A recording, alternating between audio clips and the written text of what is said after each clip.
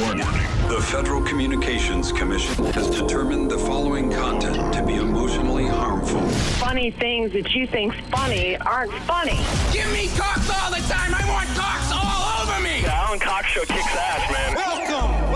Show me what you got. You're not going to see a lot of cocks on TV. Alan Cox from the Alan Cox Show. I don't know what it's about you, but I can't even stand your voice. I think you're the biggest asshole alive. It's going to be a great show. Let's kick it. I'll say kick it, and you'll just kick it with a tasty groove, okay? 1, 2, 3, kick it.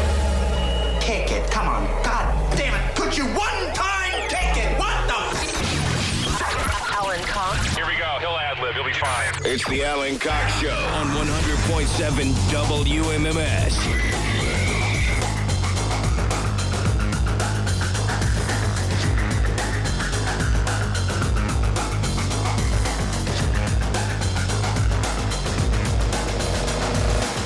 Hey, what's going on, gang? Good afternoon. Hi there.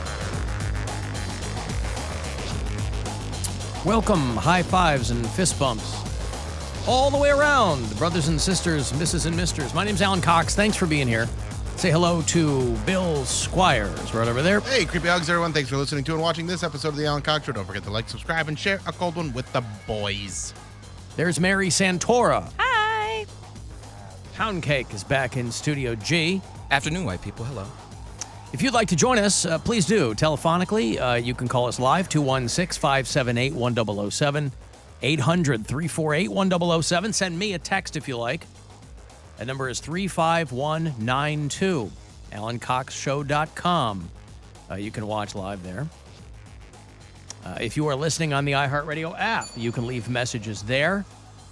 Talkback button. And all kinds of things to get to today. Got a Poundcake sports break for you later on. Your boy started his day with a speeding ticket, by the way. Oh, how fast were you going? Not fast, but it was through a school zone, apparently, and I wasn't really paying. I wasn't in the car for 5 minutes, and I make this turn. It's not far from where my daughter goes to school, and this car, and lights going and the whole thing, and I think that he's starting to chase somebody ahead of me. I don't think he's coming up to get me. I'm not going fast at all. And so I pull over thinking he's going to go around me. Nope, he pulls up right behind me. And I'm like, all right. And so then I'm thinking, what did I do? I wasn't on my phone. So maybe this guy thought I was on my phone and he's pulling me over to give me a warning because of the brand new texting and driving law. But I'm like, that couldn't be it because there's no way he could have seen me on my phone because I wasn't. And he goes, I got you doing 34 in a 20 school zone. I go, okay. He's like, I hate any idea why you were doing it? No, I don't. Just go back. Here's my license. Let's get this over. I got to go somewhere. Let's get this over with. So, but boy, I'll tell you what, they make it so they get their money, boy, because they don't pay it right away. No, because I don't think it had been registered yet, but the thing is, I could, it's such chicken scratch when they give you the actual ticket. I'm scouring the thing. I'm like, where the hell is the price? Is the amount? It's online. Well, no, it's on the inside of the envelope that they give you. So they give you this green envelope that's got the menu of the ticket prices now. And so he's like, ooh, I'll have what he's having. A la carte. He's like, obviously you can go to Rocky River Court, and I'm like, I'm not going to do that. They really fight it. No, because when you read the thing, it says if you plead not guilty, you require a second court date. So they really want to make it inconvenient just so you'll pay it. And it wasn't a week ago we were having this conversation on the show about paying tickets or not paying tickets. And as with anything else, you get this wide array of experiences where people were texting me going, I got unpaid parking tickets for 35 years and nobody cares. And then other people are like, yeah, I didn't pay 2 tickets. And they impounded my car and they suspended my license, a whole thing, right? So it really runs the gamut. So, when I get tickets, I'll pay them. But I was looking on the thing. I'm like, where the hell is the actual amount? But it's on the envelope. And for just moving violations, it varies based on how far over the speed limit you were going. Mm-hmm. And he said I was doing 34 and a 20. So I asked him to do the quick math for me on that. I said, you carry the one, right? And he goes, no. I said, hold on. I made him wait there, right? He's keeping me from going somewhere. I'm keeping him. I go, okay, so I was doing 3, 4, and a 20, and I could tell he's starting to get impatient. I go, hold on, hold on. He goes, and I go, no, hold on, let me, anyway, so that's 14 miles per hour over the posted speed limit, which puts my ticket at $199. Ooh. So then I start going down, what's the most expensive thing on here, right? When you go to a place to eat, I generally will look at the most expensive thing. And in a lot of restaurants, you can tell what the most expensive thing is because it's the one without the price. Yeah, market price. Market rate, right? And that way they can screw you however they want. What's the market rate today? It's $2.50 a plate. Well, because that new texting city ordinance is in effect, that's one of your highest rates on here. The texting ticket is $314. God damn. Jeez. Now, handicapped parking, when you're not handicapped, that's $390. Worth it. It's if you handicap park, not near because them- I'm trying to be lazy, but because I'm trying to make them less lazy. The handicaps. handicapped Yes, people. yes. This is So jokes, by the way. Those I are don't your do that. those are your top money getters. Disturbing the peace is $300. So anyway, so my 34 in a school zone, because in retrospect, after he told me, I was like, yeah, but the kids are all in school. Like, what? Sometimes they get out. Well, then that's their fault, not mine, if nobody's watching. So anyway, $199. And he was like, and this was in Bay Village. Like I said, I hadn't even been in the car for 5 minutes. And he's like, if you're going to go to court, you got to go to Rocky River Court. I'm like, why? This isn't even your jurisdiction. What are you wasting my time for? So anyway, that was a great start to my day. That was a lot of fun. But I will pay that ticket. I mean, that's just like a drop in the bucket to you. You're a millionaire. It's walking around money. We had that conversation on the show about people that were like, you're a sucker if you pay them. Well, fine, then I'm a sucker. Last thing I need. That's for the camera ones. You got to pay the ones that they give you. When they give you you got a paper ticket, you have to pay those. Yeah. We were talking about when they give you speeding ticket camera tickets are different. Tickets. Well, but again, if that's what we were talking about, I still got a wide array of responses from people. Because with these, what do they tell you? They always fight parking tickets because they go, the cop won't show up and you'll bet. But you got to go to court. Like they make it prohibitively time-consuming for you, right? Right. It's not as simple as going in because it says right on the thing, if you plead not guilty, it requires a second court date. So if you had to go one time, you could maybe see that. But if they're making people go twice, they're like, who's got time for that? I got a life to lead. So anyway, whatever. I did try to pay it. I assumed that maybe it's not recorded yet because it didn't show up yet. So Yeah, it usually takes like a day or two. Well, there you go. I've had a lot of tickets. Your tax dollars at work. Hey, Sam. Alan, how you doing? I'm fine. So I'm a big fan of the show, and I was just wondering, it's just like a happy criticism, just a little bit, right? So Bill does his intro every day, like and subscribe, share a cold one with the boys. Well, it's a little bit played out, and it's to the point where my man is saying it so fast you can barely understand it. So can we just lose it? Can we just be like, hey, I'm Bill. Everybody have a good day? But you just rattled it. You just rattled it off to me perfectly. Oh, come on, man. But you said you can't even understand it. You just did it verbatim. But I've heard it so many times I know what it is. Ah, I see. Well, that's up to Bill. It's not up to me. Well, I'm not going to give this guy what he wants. Bill. Let's go, Bill. Let's find a new. No. You got the best joke in the world with the baby. You can't trust a kid until whatever their teeth growing or Bill's whatever. not going to give you the satisfaction, Sam. If you I'll think about it. I'll think about it, Sam. We'll think about it. Write me some ideas for new ones, okay? I ain't scared. Here they come. Have a great day, guys. No, his new intro will be, hey, what's going on, everybody? F you, Sam. That'll be his new intro. Sam's fine. That's fair enough. I was going to get rid of it when we moved to the new studios anyway, but it's just so habitual that I just kept saying it and then have kept saying it. So I'll try and think of something new, or I'll come up with something on a daily basis. I'll shoot you some ideas. Have a great show, All right, guys. there you go, Thanks. Sam. Thank you, pal. buddy. Ritual, D-Lo, habitual. Yeah. Never What? Nothing matters. What? Nothing. That's your special. It comes out this What? Saturday. It's true. I do have a special called Nothing Matters coming out Saturday. Nothing. I was going to say something, and then I remembered that it didn't matter, so I just didn't say it. Al and I went to jail for not paying a speeding ticket. They eventually put out a bench warrant.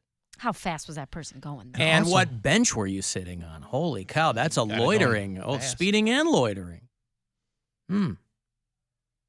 Okay, I've got to take a break. What? You didn't tell this cop that you're like, don't you know who I am? Oh, he didn't recognize you from your license? I mean, I had my sunglasses on, and behind my sunglasses was a $100 bill when I looked at him, and he turned, and he didn't take the hint, so we'll see. I got a break here. If you want to send a text, 35192, AlanCoxShow.com for all the other stuff, and we'll be back. The Alan Cox Show. On our free iHeartRadio app and your favorite smart device. Just tell it to play the Alan Cox Show on iHeartRadio. Hey, it's Alan. Grand slams, no-hitters, double plays, all back. And there's no better place to get in on MLB action than FanDuel, America's #1 sportsbook. That's because right now, new customers can step up to the plate with no sweat first bet up to $1,000. If you're not signed up, use my name to do it.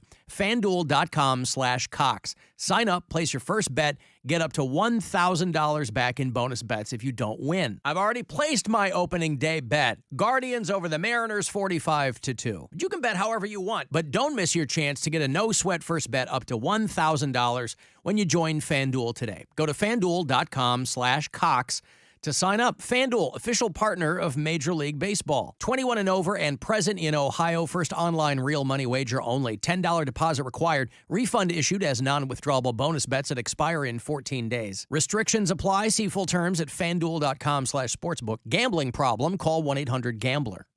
Why are people driving from all over Ohio to get to Ken Gamley Kia, Ohio's #1 Kia dealer? To get our lowest price and payment on over 700 new Kias. Drive a new 2023 Kia Forte LXS for just $199 lease per month. $199. This is a 36-month lease with only $34.95 due at signing, 10K miles per year with no security deposit required. Plus, get our lowest price and payment on a Kia Seltos, K5, Forte, Sorento, Sportage, Carnival, and the 3-row Telluride at any of our 4 convenient Ken Gamley Kia regional superstores in Medina, Mentor, Alliance, and Boardman. Or visit us online at KenGamleyKia.com. Tell them McKinsey sent you, because I want to see ya in a Ken Gamley Kia. Plus tax tag title and doc fee unapproved. Credit through KMF. #1 in overall retail Kia sales in the Central Region for 1/1 to 12/31/22 per Kia Motors year-end sales report. Millions of Planet Fitness members are defeating low energy and finding their big fitness energy. And right now, you can join them for just $1 down and $10 a month. That's so nice, I think I'll say it twice. You can join Planet Fitness for $1 down and $10 a month. No commitment. Cancel anytime. What a deal! Join the judgment-free zone today and enjoy tons of equipment in a clean and spacious club. $1 down, $10 a month, no commitment, cancel anytime. Deal ends Wednesday, April 5th. See Home Club for details. Hello, Northeast Ohio. Spring has arrived. We are ready to play ball. It's time to step up to the plate for a new Nissan. Make a short stop at Nissan at North Olmsted and I-90 Nissan. Manager Mike, Major League Deals Tomato here for a perfect pitch for my ace, Diamond Days deal, Breaking Ball Belza. He'll offer you a changeup from high and tight APRs with something right in your sweet spot, as low as, now I'm just spitballing here, but how about 0%? Woo, are you kidding me? A guaranteed home run. Plus, your Nissan is always safe at home with our Crackerjack service department. And if any other screwball dealer anywhere else is out in left field and throwing you a curve with some wild pitch, tell him he's out of here and steal home with a Diamond Days deal from Nissan in North Olmsted on the North Olmsted Auto Mile or I-90 Nissan, Sheffield Village, because the deals are so good. Catch our championship stats online at BigNissan.com. I always wanted to learn Spanish, but I never thought I'd have the time. Then I discovered Babbel. Babbel's lessons are fun. They only take like 10 or 15 minutes, and in 3 weeks, presto, you're starting to speak another language. Like magic. I love that Babbel's lessons aren't just robots talking. They're voiced by native speakers, so you get the pronunciation just right. And they're designed by real language teachers, so you learn how to have real-world conversations, things you'll actually use. It's incredible. After using Babbel, I'm ready to start having real conversations in French. There's all kinds of ways to learn. Use Babbel's podcasts or games or videos. You can even join live classes with a language teacher. If you want to learn a language, there's no faster, easier, better way than Babbel. Babbel. Babbel. Babbel. Évidemment. Go to Babbel.com to try for free. That's BABBEL.com. Babbel.com. Hi, welcome to Huntington. Hey, there's a problem with my paychecks. I get paid on Fridays, but they keep showing up on Wednesdays. Yes, when you bank with Huntington, we can deliver your paychecks up to 2 days early. How much are you charging me for that? No cost. Okay, so there's no problem with my account? Not at all. Cool. So, how's it going? Thank you for banking with Huntington. Direct deposit and eligibility requirements apply. Learn more at huntington.com/earlypay. Yo, it's Dieter. We gotta talk insurance. More specifically, Amica Insurance. Their representatives are there for you every step of the way, providing personalized coverage tailored to fit you, your family, and the life you're building. Do you know they have 98% customer loyalty and named one of America's best insurance companies of 2023 by Forbes? So you know you can trust Amica to provide reliable and genuine care. Don't just take my word for it. Choose Amica and experience it for yourself. Visit amica.com, AMICA.com. As Amica always says, empathy is our best policy. Before new Cascade Platinum Plus, I would pre-rinse all my dishes because my old detergent just wouldn't get them clean. But now, I do dishes differently. A no pre-wash, no rewash, money-back guaranteed kind of different. Because Cascade Platinum Plus has double the grease fighting power of Dawn built right in, with twice the scrubbing power, giving me a clean that lets me break all the dish rules. I just scrape, load, and I'm done.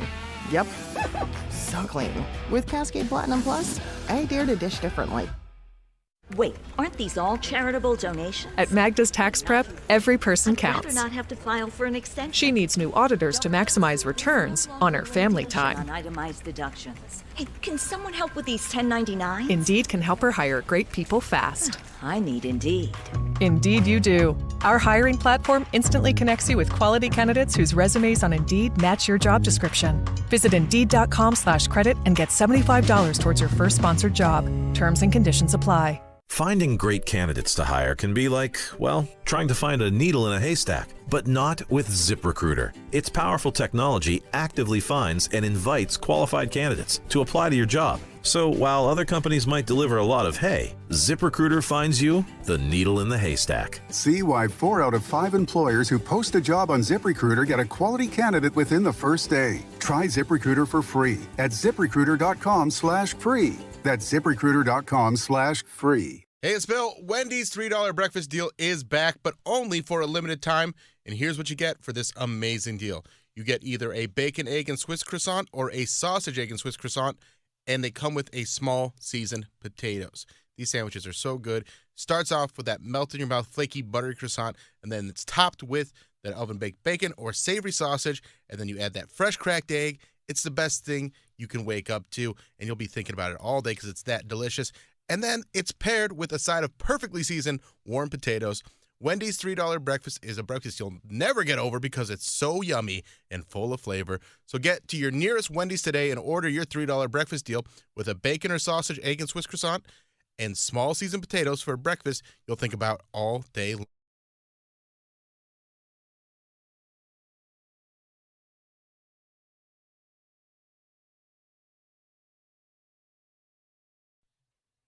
What's up, guys? It's Poundcake here for Orange Theory Fitness. And if you want to get a rockin' bod while jamming out to a rockin' playlist, then Orange Theory Fitness is where you need to be. Get the motivation and tools to get in the best shape of your life. And don't take my word for it. Look at the results for yourself. Peep the Insta. Don't miss your opportunity to get in the best shape of your life. So head on over to orangetheoryfitness.com and schedule your first free workout. That's orangetheoryfitness.com. And don't forget to tell them Poundcake sent you.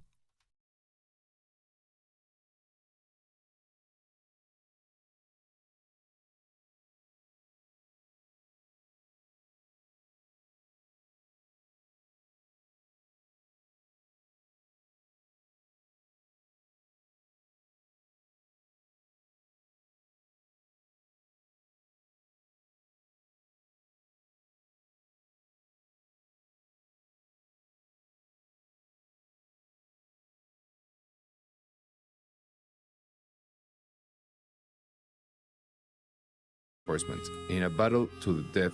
In the middle, a city full of innocent people. The result? Thousands of forgotten victims. Listen to Transportista, Who Murdered Captain Coral, on the iHeartRadio app or wherever you get your podcasts. This is The Buzzard. From the Claiborne Ford Lincoln Studios, serving Northeast Ohio since 1973. Welcome to the Center for the Potentially Entertaining. The Alan Cox Show on 100.7 WMMS.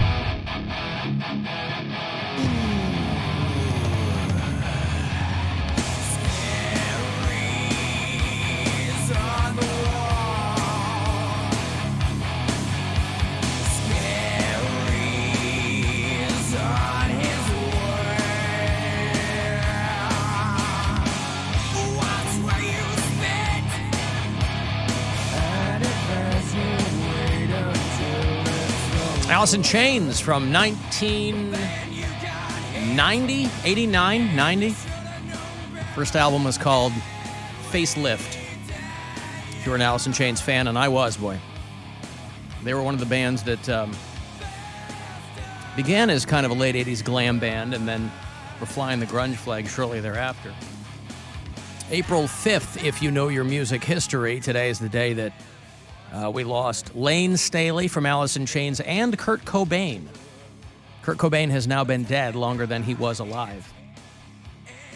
They both died on April the 5th. They didn't find Lane's different years, of course. Cobain in 94, Lane Staley in 02, I think.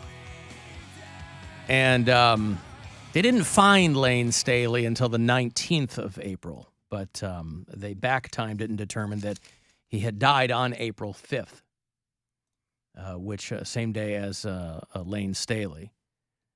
They didn't know it at the time. The very last show that Nirvana would play was on the 1st of March in 94. They were in Munich, and that turned out to be their final concert. So if you're German or if you are an American who went to that show, that was their very last show. And then, of course, Kurt Loder. Remember Kurt Loder? On MTV, he was he was there to add some gravitas to what the kids were doing. I mean, Kurt Loder was probably all of 39 or 40 years old, but with all the other kids and VJs over on MTV, they needed somebody who had been around for a minute, and so they would have him do the MTV news. And I remember where I was when he got on live and announced that Kurt Cobain has been found dead. Hi, I'm Kurt Loder with an MTV News special report on a very sad day. Kurt Cobain, the leader of one of rock's most gifted and promising bands, Nirvana, is dead, and this is the story as we know it so far. Cobain's body was found in a house in Seattle on Friday morning. He was dead of an apparently self-inflicted shotgun blast to the head. Police found what is said to be a suicide note at the scene, but have not yet divulged its contents. Cobain, who was 27, had reportedly been missing for about 6 days, according to his mother. It was a big day.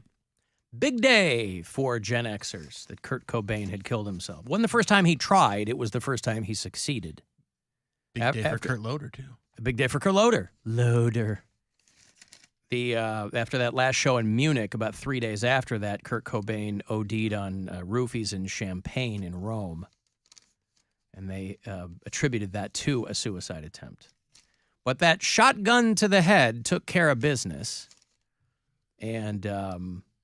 And then 8 years later, Lane Staley would die on the very same day. Lane Staley's final show with Alice in Chains was in Kansas City in 96. They were opening what at the time was the Kiss reunion tour when Peter Criss and Ace Frehley went back out in the road with Gene and Paul. And Alice in Chains were doing 4 support slots. And there was a long period of time, too, between Lane, because Lane Staley had really fallen out of the public eye. He became a full-on junkie. That was the real difference, too, is that when Kurt Cobain died, he was 27, he was beautiful, he was at the apex of his celebrity. And so everybody was rightfully really, really shocked. Like if you talk to somebody my age, they will tell you where they were when they heard that Kurt Cobain was dead. Even if you, listen, I like Nirvana. They were never one of my top 5 bands, but you knew where you were when you heard that he had died. It was not the case with Lane Staley because he'd been gone for a bit. He'd been gone for like 6 years, and he was kind of dismissed as a junkie. I mean, the last few performances he did, he would barely hold it together. So it wasn't really a surprise when you find out Kurt Cobain put a shotgun to his head. That was a thing. Lane Staley being found 86 pounds and partially decomposed on the couch of his condo in downtown Seattle, there wasn't really a shock. And so a lot of people had just written Lane Staley off. I remember that year that when they did the Grammys, they did the In Memoriam segment, they didn't even mention Lane Staley. So there were two very different sets of circumstances for Kurt Cobain and Lane Staley, even though they both died on April the 5th. And I was a much bigger Alice in Chains fan than a Nirvana fan. But Cobain was the bigger of those two in the sense of, how important it was that when they died. You know what something that I didn't even think twice about when I was a kid, but now that I think about it is so messed up, is that they made a T-shirt out of Kurt Cobain's suicide note. I vaguely remember that. I don't remember that. Was that like super popular or like it got shut down right away? I just know there was a kid in my school that had one, and he'd wear it all the time. There was a Nirvana shirt just had their logo on the front, and on the back, the suicide note. Yeah, back then you could make a T-shirt. I mean, there was no one to sue, right? You could make a T-shirt or whatever you wanted. But he bought this from a store. I don't know if it was. I mean, I imagine it wasn't official Nirvana merch, right? No, but it was out there. But I mean, now if you go online and buy something, it's attached to some organization, unless you're making your own shirts. I had a lot of people in the break tell me, Alan, you should double check that ticket because fines are doubled in school zones. And I did read my ticket wrong. Oh, is that $400 ticket? No, it's not double, but it is more. It's $239 instead of $199. That's a lot of money for us regular folk. I did read that wrong. School zone, miles per hour over posted limit. I was 14 over the school zone, so it's $239 on your first offense. Because that was the first question he asked me, and it's been a long time since I've been pulled over for anything, but I don't ever remember them asking, do you have other things on your record? That was the first thing he asked me. I handed him my driver's license, and he goes, you got your insurance? Yep, here's that. And he goes, do you have any other things on your license? I think they do that to see if you're a liar, because they asked me that too, and I forgot about a speeding ticket I had because it had been like 2 years prior and was about to fall off. But they're going to go back to the car and run it and be able to tell anyway. But so why are they asking? I honestly think because they want to see if you're lying or not, to see if you're being honest. This is my theory. If you're being honest about it and you're like, yes, I got a speeding ticket last week, whatever, then one, you're being honest might get you points, or two, they'll look at it like this is something you do all the time. We're not giving you a break. Or if they pull it and you don't have anything on your record, they might be like, this is a once in a while thing. We'll give this guy, Well, he didn't give me a break. I don't have anything. I don't have a goddamn thing on my license. And he goes, I'm going to write you a citation. I go, yeah, just give it to me. The guy got really mad at me the last time I got a speeding ticket. But trying to figure out if you're lying, I don't understand that. Like, it's not going to change anything. I don't know. They're still going to go back to the car, run your plate, and something's going to come up. So if you tell them no, if you're lying to them, they're going to know. When I was on my way to my dad's celebration of life, I was obviously not in a great headspace and was also running around doing stuff like buying plates and stuff the day of. And I rear-ended somebody. And I had honestly forgotten all about that. And then like a year later, I got pulled over for speeding. And they asked me the same thing. They were like, am I going to see anything on your driving record? And I was thinking back. I was like, honestly, I've been pretty good for the last couple of years. I really don't think you should see anything on there. And he came back pissed at me. He was like, you got a ticket for rear-ending a year and a half ago, and you didn't say anything. Like, he was like mad at me about it almost. Did you explain it was on the day of your dad's memorial? Yeah, okay. And then I started crying, and then I was like, great, now he thinks I'm just crying to get out of the speeding ticket. You know what I mean? Like, you were. Not even, because I was like, oh, yeah, I forgot about that. Here's what happened. I'm on my way to my dad's friggin' funeral, Yeah, that's right. What a great story, too. If you lied about that, maybe you're lying about your father's memorial service. That's right. Show me his obituary. Yeah, come on. What are you going to tell me next? Your fifth grandparent died? What do you take me for? I had grandparents dying all through college. Every time. Yeah, I grew up going to funerals, boy. Everybody in my family died. I mean lying about it. Oh, I thought you meant actual. No, my last grandparent, I only knew my grandma. And she died when I was 13, my grandma on my dad's side. And so I didn't feel guilty lying about my grandparents dying if I like couldn't make it in or was hungover or something. I would just say my grandma died. Wait, make it in where? To class. If I was hungover or didn't I study or something, I would just say my grandparents died. And This is college? This is college. Yeah, but they don't care if you're there. Well, if you can't make it in for test day. Do they care? Well, to make it up, like, hey, I can't make it in today. Can I retake it next Thursday or I something? see. Like if I hadn't studied or whatever. If you needed special circumstances. If I hadn't studied. Hey, you know what a great you know what a great solution for that is? Study. Yeah, I know. I never understood. Oh, I didn't study for the test. Why? I was drinking. Yeah. Hey, I got an idea. Study. Yeah. Don't drink. Out partying. Yeah.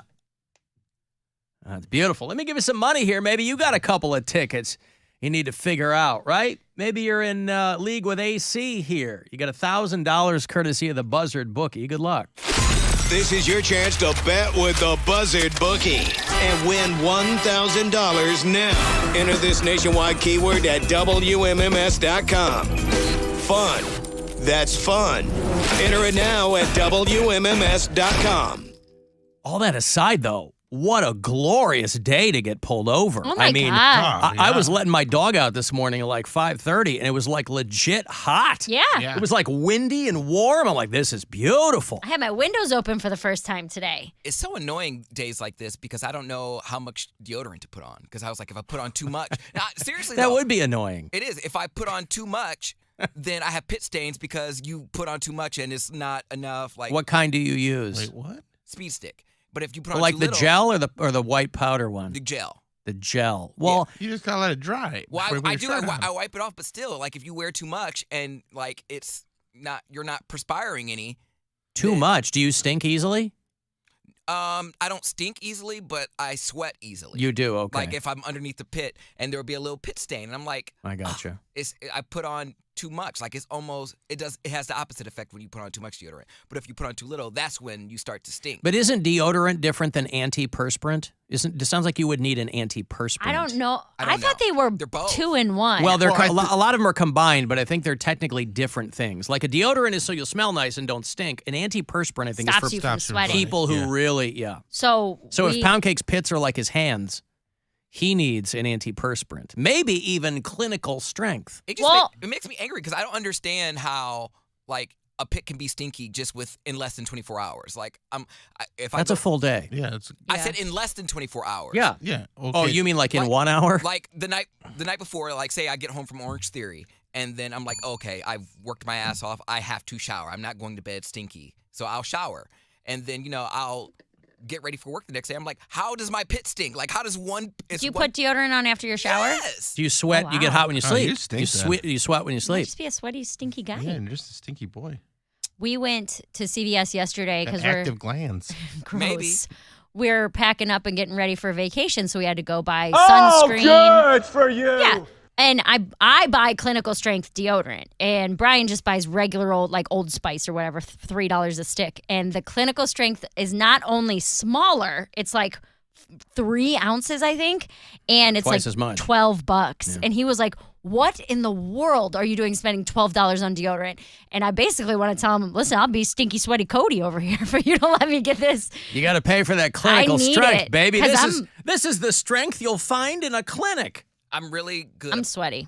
I'm not. I don't ever sweat. I probably under sweat. That might be a condition in and of itself.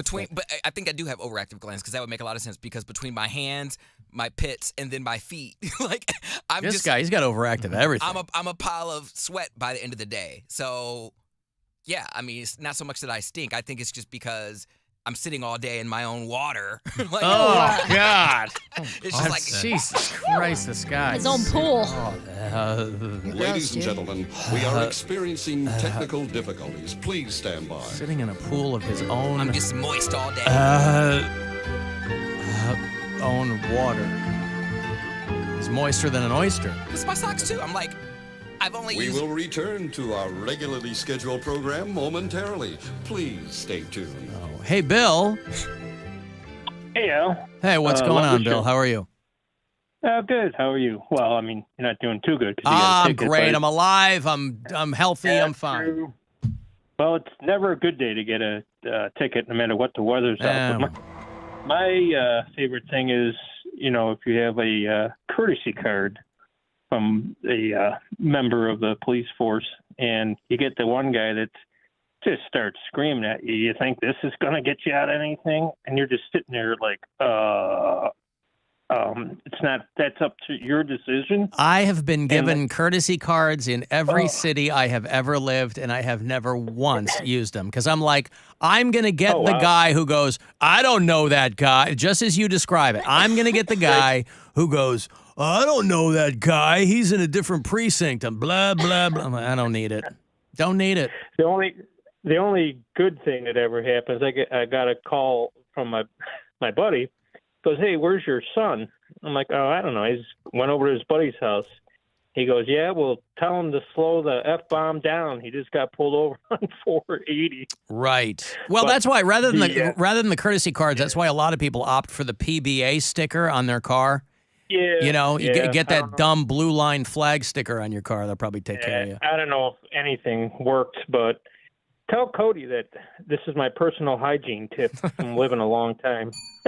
Always shower in the morning before work, no matter if you shower at night. That way you're fresh for whatever happens. No, I'm not doing that. That's too much. You have to, though. Oh, but Bill's trying to make you fresh for work. I'm not doing that because I'm literally just going to, I'm not doing that much laundry. You work in an office.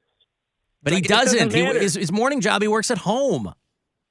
Yeah, but he goes into your place. Yeah, he comes in here, but he's not in here. I never see him half the time. I don't care how much he stinks. I don't stink. I'm sure he walks by somebody. I don't stink. I checked today. Your body, it's not about that. Oh, your body overnight as you sleep, as Al says, you'll be sweating or whatever. So do I get to put on the same underwear? Showers. Poundcake's body is a wonderland. No. That's all I know. That's what John Mayer said. Change your underwear after every shower. No, I'm not doing that. So that's too much laundry. Cody, but you're Mr. Fashion. You always want to be fresh. No, he's not. No, he's not. Bill, this guy's Mr. Lazy. He's turning his skivvies inside out so he doesn't have to launder them. Once a day is plenty, and sometimes I don't even do that. That's getting to be too much. I know. It's too much, Bill. Too much. Thank you. People that just shower every day without a break. Like, there's days I don't shower. Well, it's not necessarily good for you to shower every day, but if you are somebody who stinks, then at the very least, you'd kind of want to mitigate that. I don't always stink. It depends on the weather. Like, if it's cold out, I never stink. I never have pit stains, nothing. When it's warmer you're out, gonna my know, body's like, ooh, what's this? I don't know what's going on. You're going to know your stink level better than any of us. I do. So we defer to your judgment. The only thing that stinks year-round is my socks and my feet. Like, that's the only thing that stinks. Is consistent. My pits are a toss-up. Everything else, even my breath now. I always chew gum and I'm always brushing, so I'm good. But, Okay. And sometimes when you know you ate something that's going to stick with your breath, like yesterday garlic. Garlic, kimchi I had Onions, yesterday. yeah. And I could just feel it. Yeah. Like I felt the grossness of my breath. Just anytime I told Poundcake when he started on the show. Oh, yeah. I go, bro, floss. You need help. I make this. And he took my advice. And he's great now. I do need to go to the Every time he smiles, this is what I hear. Hey. I make this like garlic lemon pasta where I roast. Like the sauce is literally just butter, lemon, and 2 roasted heads of garlic. And it's so good. But it is one of those things where we eat when we know we're not going to see anybody for like the rest of the night. Like that's our staying inside for a weekend meal. Now, I'm not showering twice within 12 hours. Forget that. Unless I have like an event or something. You act it's a lot of labor intensive to take a shower. Yeah, like a quick rinse. You don't have to you jump in the shower, you scrub up a soap little bit, and you get back out. You get out of there. It's nothing better than a bedtime shower. Oh my God. I do it. I do it before bedtime, but I don't do it when I first wake up. I just wash my face. I'll do like a little dab here, dab there if I need. You don't want to get all the sleep off your body? I don't really care that much. This guy. You don't even have hair. He's a real go-getter. What are you talking about? I don't have hair. I have plenty of hair. Like, got more now than he used to. What prevents me from wanting to take showers is having to do, like, I don't like having wet hair. So for me, I will just shower my body, and that takes like 2 minutes to jump in the shower and loofah off with some soap. Yeah, but you still have wet pubes. Yeah, Brazilian waxes. Yeah. She Oh. got a bazillion waxes. I got a bazillion waxes. That was for the two old ladies on the sidewalk who stopped to watch the show for half a second. You got wet pubes, don't you? All right, I got to take a break here. If you want to send a text, 35192 to do that. Want to go see Ministry at the Agora? I got those tickets for you coming back. The Alan Cox Show on 100.7 W.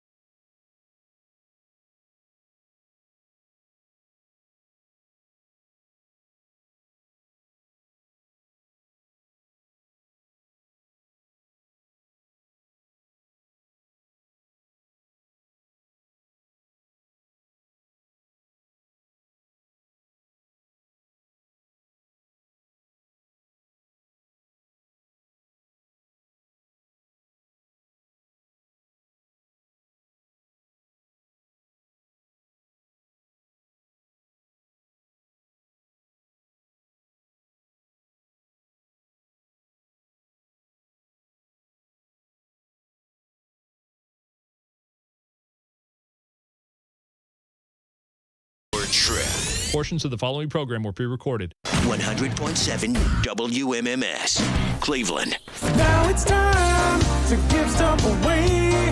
Give stuff away. All right, Al Jorgensen and Ministry are doing a handful of headlining dates before some support shows and festival appearances. One of those is here in Cleveland. Ministry with Gary Newman and Frontline Assembly. Should be a wild show. It's going to be Friday, May 5 at the world-famous Agora. Not far off, next month. AgoraCleveland.com will have details on the show.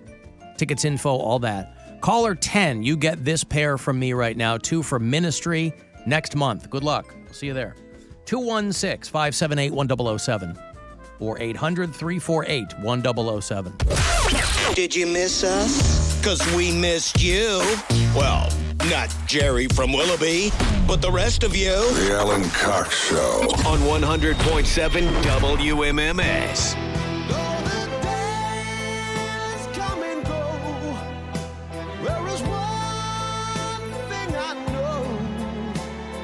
Still got the blues for you. Oh, the great Gary Moore, one of the most underrated guitarists, I think, of the 20th century. Gary Moore was a Irish guitarist. He was in Thin Lizzy with Phil Lynott, did some solo stuff, drank himself to death about a decade back, but he was a pain in the ass to get along with, and he lived hard, but god damn could this guy play. Doesn't get enough attention for what he did. I was watching a fascinating documentary on the color blue. I think that I could... listen, they did one dumb thing for Helvetica years ago. Why not a documentary on colors?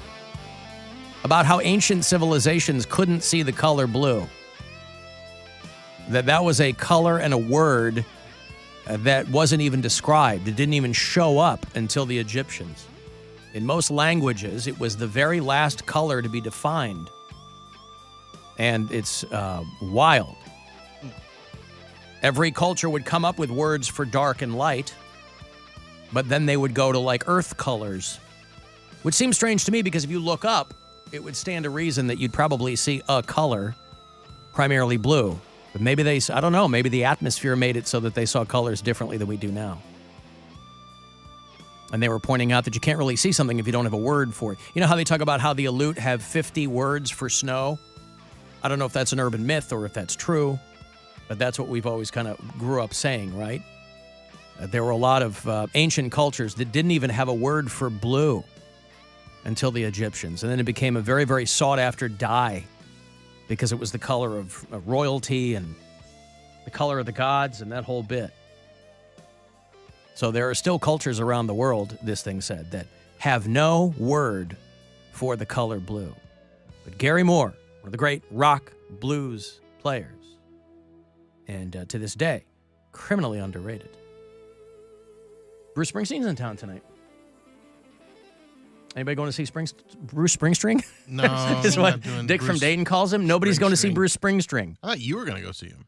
I was, and then other things, popped up. I don't got $400 in 4 hours to spend, You got what? I don't got the $400 or the 4 hours to spare. The $400? Yeah, it's expensive. Oh, you can get tickets for like $76, they said. Yeah, if you want to sit with the pores. Well, it's a blue-collar act, Bill. That's the perfect place. They said Bruce Springsteen loves Cleveland because this radio station blew him up. Bruce Springsteen, this radio station is, there are a handful of acts who owe their careers largely to WMMS back in the day. There was Rush. And Bruce Springsteen, who was a guy who, now this would never happen. But when Springsteen was coming up, that was when your record company let you have a couple of flops before they even started talking about dropping you. Now, if you don't hit it right out of the box, they're like, you're done. But Springsteen wasn't going anywhere for his first 2 or 3 albums. Cheapest ticket's $132. Okay, well, Follow the links for the article that says 76, but you're not going to go anyway. So Yeah. yeah. I like that one song, Santa Claus is Coming to Town, but it's not even the season for it. So, like, other than that, I'm not, like, a huge spring string guy. Yeah, somebody called me about that. Hey, Alan. This is a different Mike from Parma. Hate the show, but I want to wish my brother-in-law a happy birthday. His name is Jacob. And in honor of his birthday, could you please hit the post on either Pinball Wizard or Bruce Springsteen, Santa Claus is Coming to Town? Love ya. Bye. Yeah, see? That's the song that made him famous, of course, was Santa Claus is Coming to Town. And this is what I'm talking about, you know? He really wasn't that well known until he wrote an original song, and it was called Santa Claus is Coming to Town. Before this, people were calling him Barry Springstring, but Springsteen and He Cleveland. wasn't called the boss yet. And no, he wasn't. He was called the He was shift called the manager. assistant manager. That's right. That's what they called him. But back here in the early 70s, there was a guy for many years, very famous on the Buzzard, named Kid Leo. And he was one of the first guys in the entire country to play Bruce Springsteen's music. And so I would imagine that when Springsteen comes to Cleveland, it's a big, big deal. Because it's a blue-collar town, and Springsteen is the perception of a blue-collar guy. But when he wrote this original song about Santa Claus, boy, it blew him up. So I don't know if he'll play that tonight, as that's his biggest hit. Maybe he'll encore with that. I don't know. Yeah, sometimes those big acts, though, they don't like to play the song that got them there. Like, they feel a little sheepish about it. Like Radiohead doesn't want to play Creep. Yeah. You know, and he's the same way. Like, he doesn't like to play that all the time.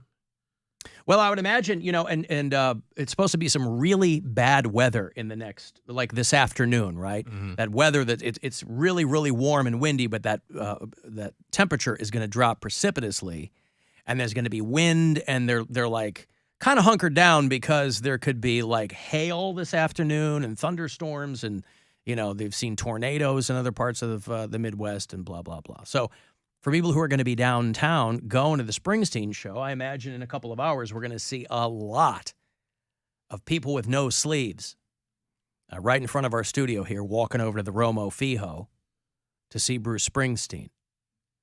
He is a guy I'd like to see, and I think I had initially planned on going tonight. Just didn't work out. He hasn't been here in 7 years. 2016's the River Tour is the last time that Springsteen came to Cleveland. And listen, it's close enough to Pittsburgh. Maybe he'll haul Joe Grishecki into town and throw him up there too. He's Pittsburgh's Bruce Springsteen. You know, Cleveland had Michael Stanley. Pittsburgh has Joe Grishecki. Every region has a Springsteen. And the August 9th, 1978 Springsteen concert at the Agora, which aired live on this radio station, is still one of the most sought-after Springsteen bootlegs. And then he did back-to-back nights at the Richfield Coliseum, where a fan threw a firecracker that hit Springsteen in the face. So for people who think that audience members and attendees are poorly behaved now, that's always been the case. There's always been dimwits throwing things at the person they paid to see, potentially hurting them. Hey, I paid. Now, I mean, back then, the tickets were probably like $15, but hey, I'm bringing this firecracker so I can light it and throw it at Springsteen's face. He headlined Cleveland Stadium twice. He did 1985, Born in the USA, and then in 86, did the concert for the Rock and Roll Hall of Fame. And I don't know who's with him, if anybody. I don't know if he has a support act or what. But his concerts are around 3 hours long. So you get your money's worth, I think, no matter how much. If you like his music. Well, there's nobody going who doesn't like his music. Imagine There's probably some people dragged along. Not at that price point, you're not. You have somebody who doesn't like Springsteen, you're like, I'll find some friends who like him and we'll go. You don't have to go with me, honey. Like, I have a feeling that if I was going to go, I'd probably be going solo. I don't know if Gwen would care about Bruce Springsteen, you know. Anytime there's a show I want to see, I'll hit her up and I go, hey, I'm buying tickets for this. Should I buy 1 or 2? And usually it's 2. She's a goer. She'd be like, yeah. But if it's something that she's really not into, she's like, go right ahead. Have fun. Go nuts. So Bruce Springsteen, right around the corner at the Romo Fijo tonight. Speaking of Stormy, I was reading that Stormy Daniels' Pornhub searches have gone through the roof. Why? Is she in the news? You know what, Bill? See me after the show, will you? There have been a couple I gotta of... go. I'm decided to go see Bruce Springsteen. I found $400 under the seat of my car. I was able to bilk this guy out of some money pretending to be a cop, and he sent me money because he thought he had a speeding ticket. Son of a bitch. Son of a bitch. Can't believe you fell for that. Submitted another one of those fake invoices to Dave iHeartMedia. Oh. Got himself a cool $400. That'd be neat. Yeah, Stormy. And by the way, I don't know if it's an unpopular opinion. If you've ever seen Stormy Daniels' porn, it's really boring. She's not great. That's what I heard. I'd never looked at that. She's kind of, I think she's cute. Her body, she's got big jugs and she's got a nice ass and the whole bit. I mean, because I think she's in her like probably mid-40s or something, early 40s. But she's just very listless. Very like kind of, oh yeah, baby, that kind of thing. And it's, porn has come a long way since then. And I know she doesn't perform it anymore. I don't think she just produces it. But unless she's fully retired, I don't know. But if you've ever seen her work, it's not great. But she's getting, Pornhub is seeing record numbers of people searching for Stormy Daniels. Because there's probably a lot of people who weren't familiar with her before the Trump stuff. Like, I knew who she was before the Trump thing because she was like a 90s, 2000s porn actress. You'd hear her name. She'd come through on, club tours and stuff. These girls aren't shooting films. They're coming through and dancing. And the searches for her work have gone from about the end of last month, there were about 83,000 a month. And as of a couple days ago, 650,000 a month. Sorry, a week. Not a month, a week. This is a week-by-week breakdown I'm looking at. So on this week, Tuesday alone, people searched Stormy Daniels about 700,000 times. Just on Tuesday alone. And you got to think, because, she was fooling around with Trump, or they did whatever they did. Who knows? But she had to have been even more listless.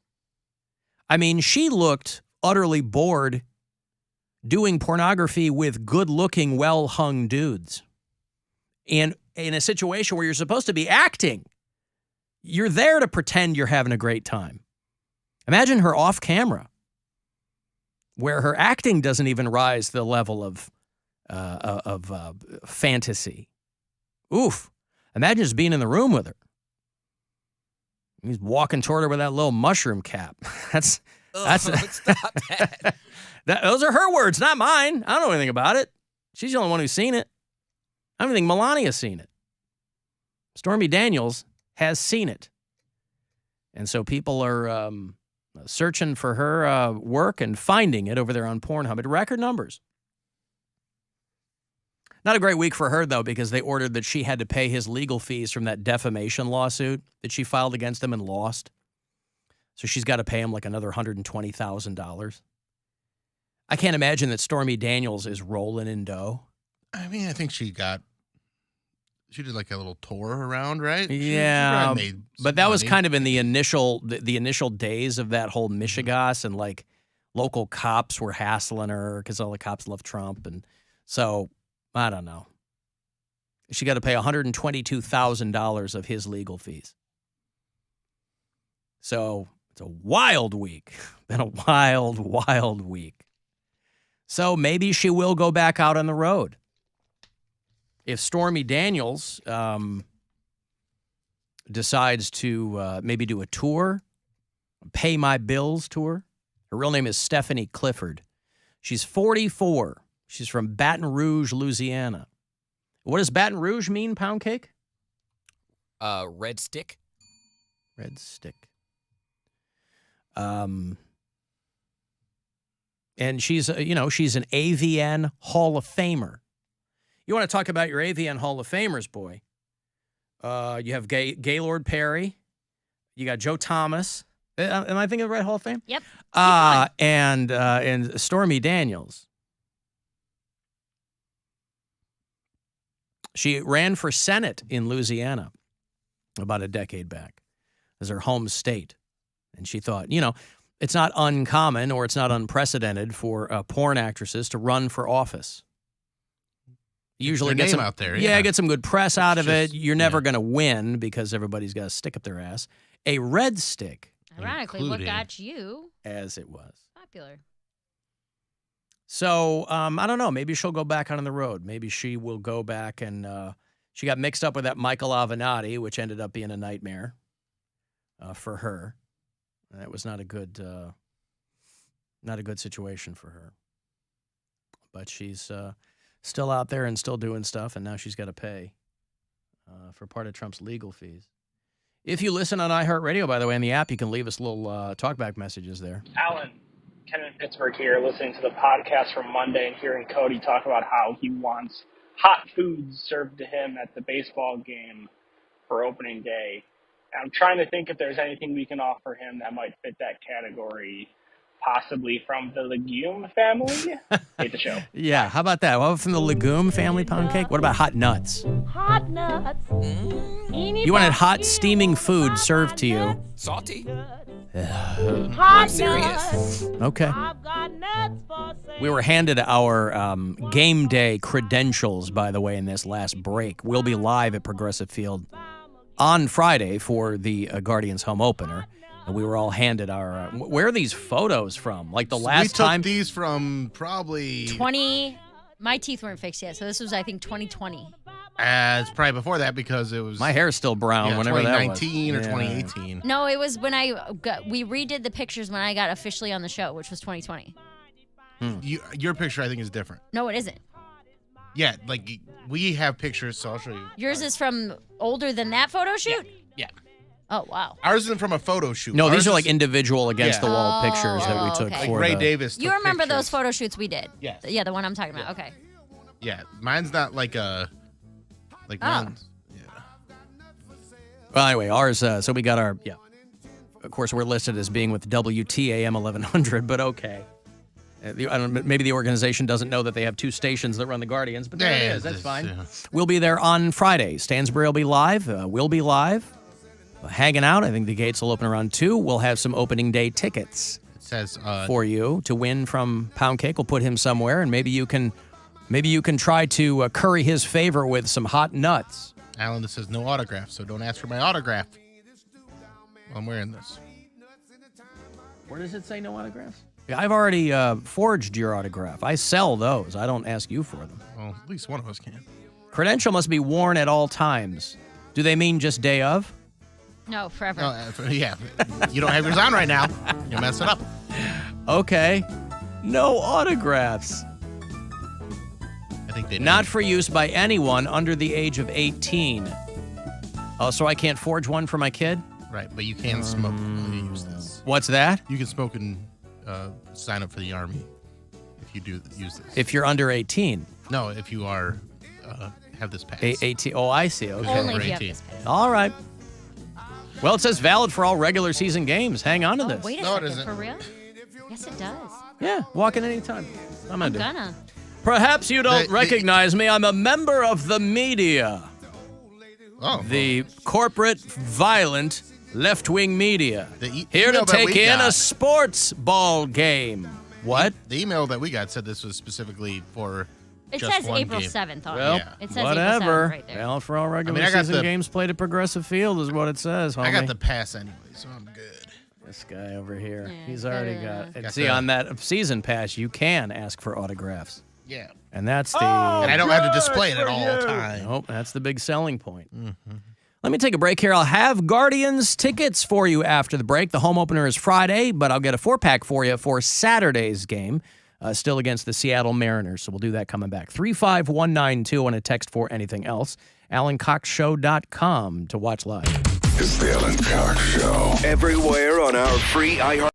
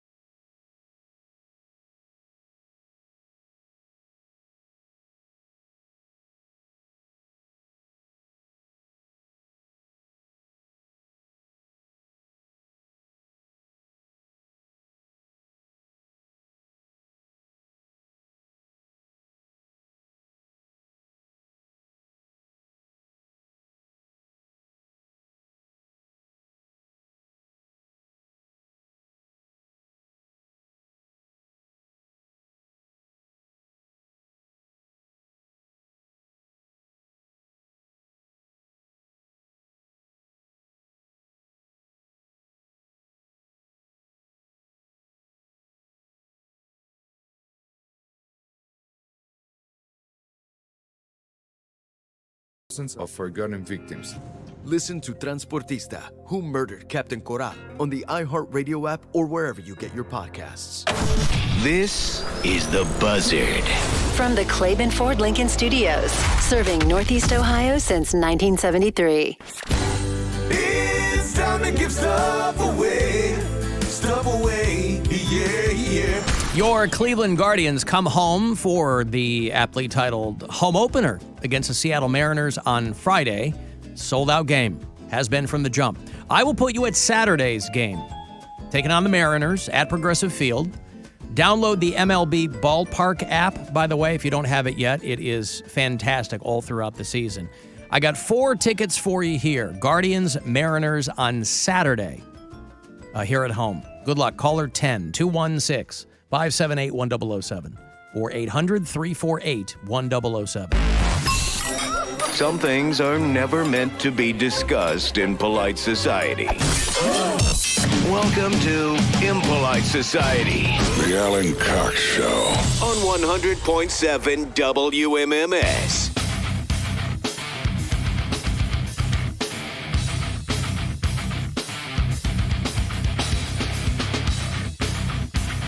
The Guardians lost to the Season's over. Lost to the Oakland A's last night. They've got an afternooner today out in Oakland, but 4-3 was the final on a barn burner yesterday. Today is the last in that series, and they're split at 1 apiece. And then they'll come home to start the series at Progressive Field against the Seattle Mariners. Friday afternoon, 4:10 is your first pitch. We will be live from Progressive Field. MMS is going to be there all day. So when you get into the park, come by and say hello. Cavaliers, I think the Cavs won. The Cavs were playing the Magic, 117-113. They'll stay in Orlando. They're playing them again tomorrow night, and then they finish their regular season on Sunday afternoon against the Hornets.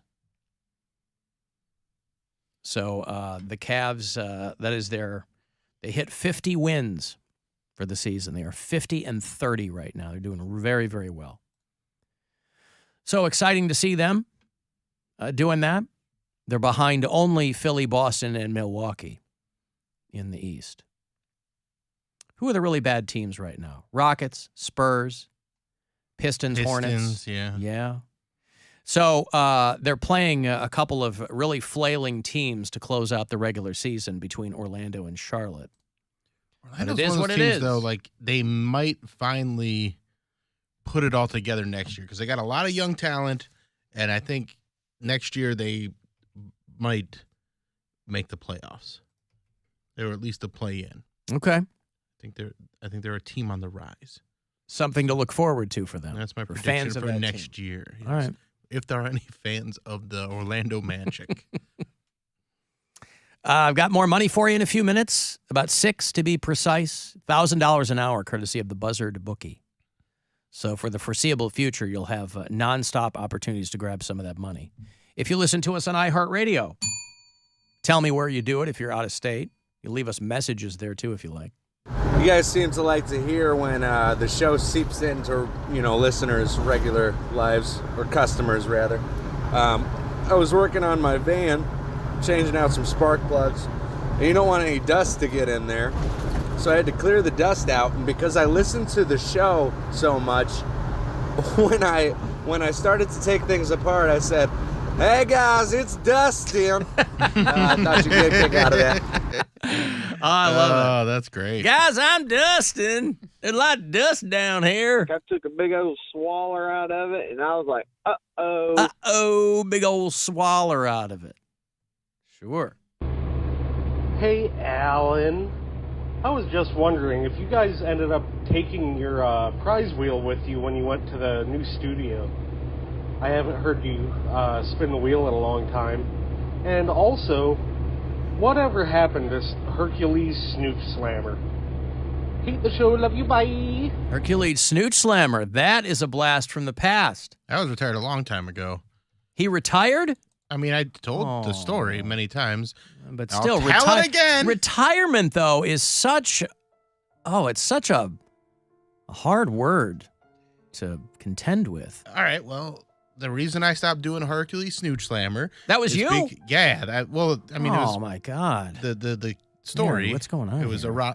erotic lit with Charles Bill Squire. Bonita. Charles Bonita, that's right. I forgot about that. There were so part. many layers of Yeah, it. Yes, yeah. it was But anyway. a very Inception type situation. One thing about that was it got popular real fast when I was first on the show, and someone made an account on Twitter that was a Hercules Snooch Slammer parody account, and I actually met that guy in real life, and he became my friend because he was friends with Cody Cooper, who had just started doing comedy, so he was around a lot. And then now, long story short, yada, yada, yada. He's been living with my ex-wife for the past six years. So, like, I love that story. So I forgot just that was the story of Hercules yeah, Snooch so, Slammer. like, when that happened, I just like, you know what? I don't want to write these stories every week anymore. Hurts a little bit. Yeah. Wait, why? Because it makes me his think of life. that. Yeah, it makes. Yeah, but you won. You got out. I still don't like writing the. It was weird. I don't want to do it anymore because of that. So that's why. Well, there's your answer, sir. Yeah. That is the tale of Hercules Snooch Slammer. As to whether or not we brought the prize wheel in here, of course we did. We got our bureau chief map back, and unfortunately, we have a corner of the room here that is undetectable by our cameras. And so if Mary would like to spin that very briefly back there. Yes. The prize wheel, go right ahead there. Got it. Yeah. Scream. She doesn't know the bit. I know. Erica would really put her shoulder into it, and it's okay. I'll do it. This is how you're supposed to do it. You go.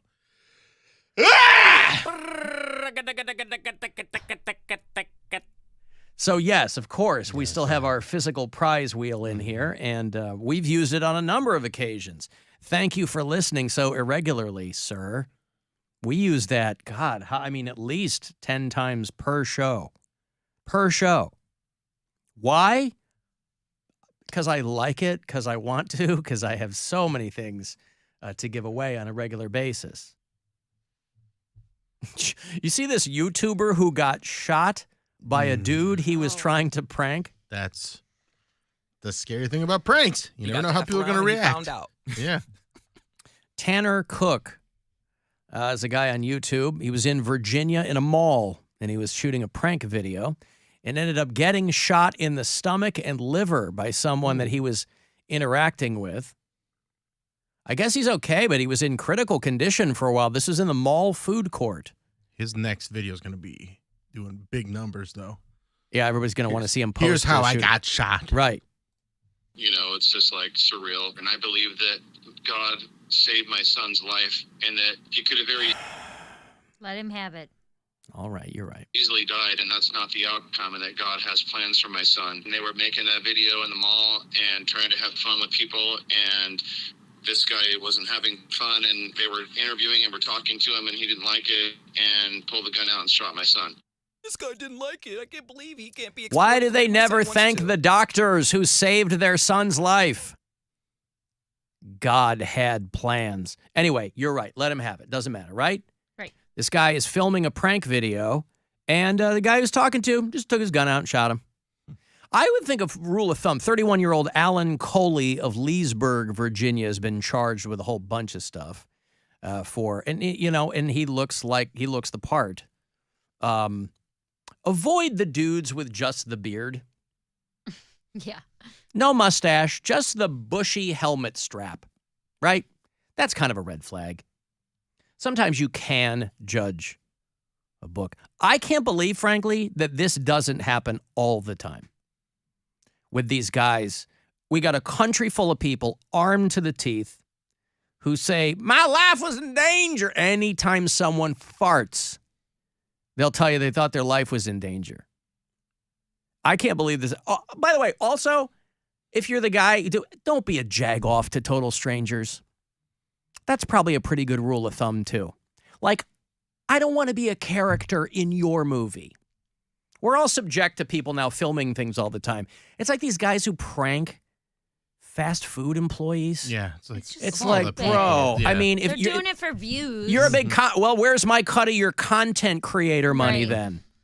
I'm not here to be like an unwitting participant in your bonehead play. But anyway, yeah, he got the wrong guy, and the dude was like, "No thanks," shot him in the stomach. But I guess he's doing okay. But he was critical. Tanner Cook is 21. A bullet went through his stomach and liver. And this is like at the height of food court lunchtime. This is around noon if you're going to play a prank. I don't know what the prank was. That's what we got to wait for the YouTube video. He's going to put it out. Right. He said I was a simple, practical joke. He said the guy didn't even say anything to me, just pulled out his gun and shot me. Because when your gun needs to do the talking, you don't have to say anything. I'll let Bessie speak for me. So he said, you heard the dad there. My son was just having fun with people. His YouTube channel is called Classified Goons with nearly 40,000 subscribers, which is a lot, but it's not like... Yeah, like I have not more a top, than that. Yeah, that's not a top 1%er right there. But he's probably going to get a hell of a lot more subscribers after this. In one of his videos, he fake vomits on Uber drivers. Bravo. That'll get you shot right there. He also, another video shows him informing a Target shopper that he's being filmed, and followed by his own cameraman, who the person lunges at. Some prank victims became aggressive and even called the police. Yeah, of course. Stop making civilians actors in your dumb videos. People just want to live their lives. They're not here for your amusement. But still, I just can't believe this doesn't happen more often. I got to give you money here. It's $1,000 courtesy of the Buzzard bookie. Good luck. This is your chance to bet with the Buzzard bookie and win $1,000 now. Enter this nationwide keyword at WMMS.com. Money. That's money. Enter it now at WMMS.com. Jesus, you want to talk money? We were talking about soccer players the other day. And it doesn't matter if they're short, doesn't matter if they're tall, because if you're overseas and you're a footballer, you're crazy rich, you have the hottest women, and life is great. And life might get better for Lionel Messi, who plays for, I think he plays for, I don't know who he plays for, Spain or something, I don't know. He has been offered 400 million euro a year to play for the Saudi Pro League, which I think is about like 6 times what he makes now. He makes a lot of money now. But they've offered him 400 million euro a year. And the euro's pretty strong right now. That's like, that's almost 450 million American. So I don't know anything about it other than that number. I don't know what he has to consider. But again, this is a guy with a crazy hot wife because he's a soccer player. And I don't know if he's having trouble with his current team, but he's got another organization offering this kind of money. And again, this guy's 5'7", 159 pounds, right? Not a big guy. That's $6 million an inch. $2.5 million a pound. He's no Zaba. Zaba! I just feel like... That's gross. Can you imagine that? We want to pay you 400 million euro. Oh, let me think. Okay. Boy. Oh, boy. Would I have to move to Riyadh? Because I really don't want to do that, but okay. I feel like to be that guy's wife, you just have to overlook a lot of things. Like, he's going to... She does overlook because she's taller than he is. He's 5'7". Every time she looks at him, she's looking over him. But I'm saying at that point... You think every guy that's got that kind of money cheats? Oh, absolutely. Absolutely. What does the money have to do with it? Scumbags who have no dollars cheat. I understand, but especially... Yeah, there's $30,000 ballers in Cleveland that are doing that. Okay, and that should just go to show you. If a guy that makes $15 an hour will cheat, what do you think a guy that makes $15 million an hour will I don't know what the money has to do with it is my point. Because he has way more access. He's not... Because that money... I mean, it ain't free. He's going to be gone from his wife for many months at a time. A lot of these women travel with them. Their whole family travels. And I think that comes from the guy and his girl maybe talking about what you're talking about. Nah, she's a pseudo-wife. It's like guys who end up bringing their family on the road when they're in a band. They're like, listen. Or she got to be down with keep the me truth. straight. Stay honest here, Keep yeah. me straight. No way. There's not a guy like that who makes that much money. You think every guy that makes that much money is a cheater? Or they have an agreement. He doesn't. It's not a cheating unless I you don't understand that. Why can't they just be monogamous? Here's why I think too much access. Here's why I think you might be wrong. Because the level of scrutiny for footballers and soccer players overseas, these people are constantly being photographed, Yeah, enough looked money to at. shut people up. Tabloids overseas they don't care at all. They're looking for somebody to slip up. You think they They're don't pay very, people off to keep them quiet? What's that? You think they don't pay these agencies off to keep them quiet? I don't know. You might be right. I am right. Like if a paparazzi, Well, hey, you don't, first of all, you don't know if you're right. if a guy, You might be right. Shut up. This is like You don't know anything. I'm You gonna make might $1 be million right. on this You photo. might be right, and you might be wrong. and the guy, But to Mary's point, it doesn't matter if you have that kind of money.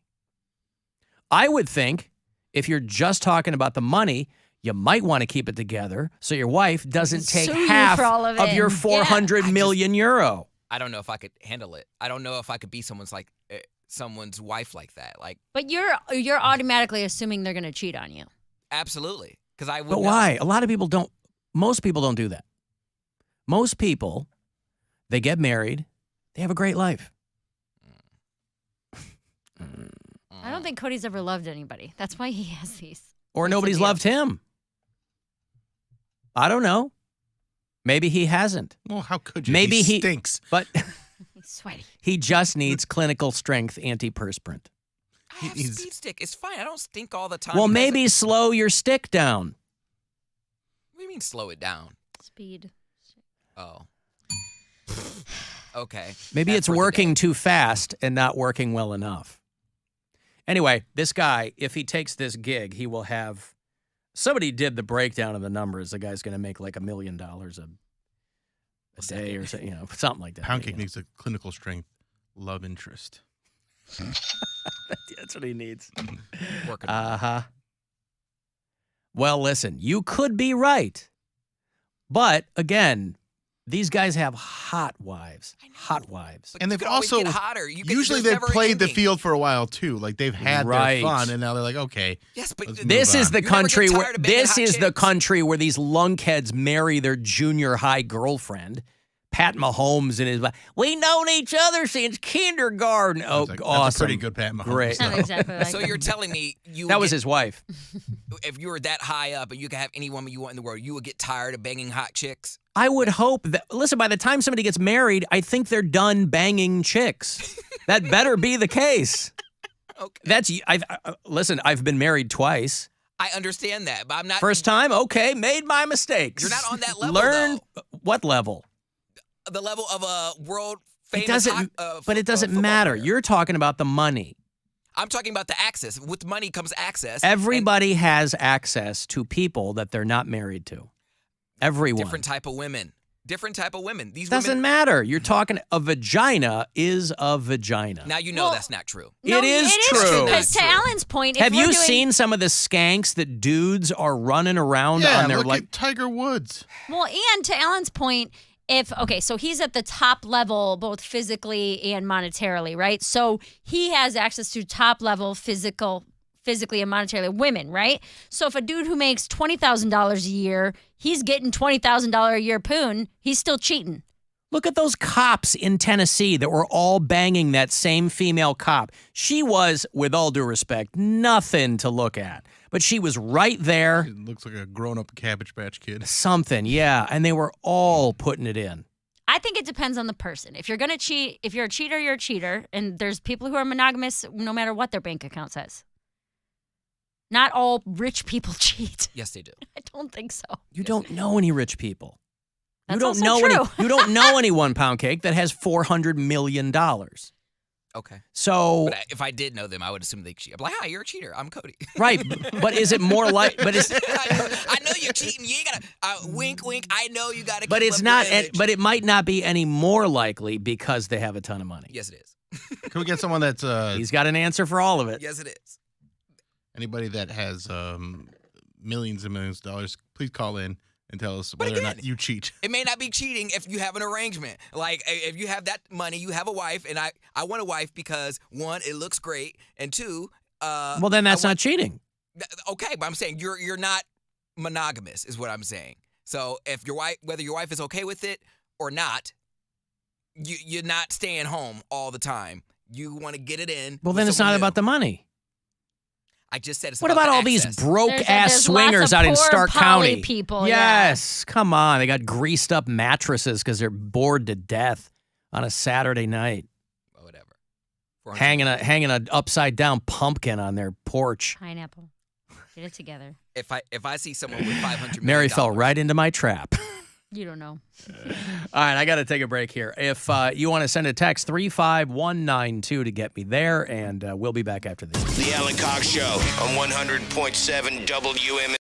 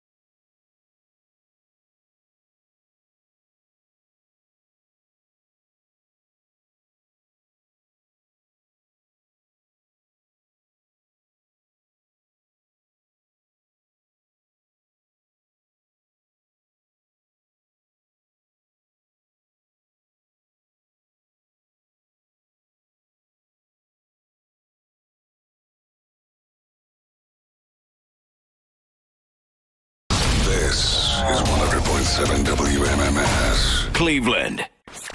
Little ditty about giving himself away. All right, I want to go see Coheed and Cambria. They have announced a Cleveland date on their spring tour. Coheed and Cambria with special guest Deaf Heaven. It's going to happen Wednesday night, May the 10th, not far off at the world-famous Agora.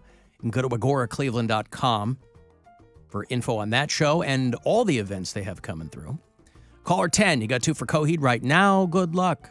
216-578-1007 or 800-348-1007. Alan Cox. The sort of man we used to describe at school as a complete prick. The Alan Cox Show. On 100.7 WMMS.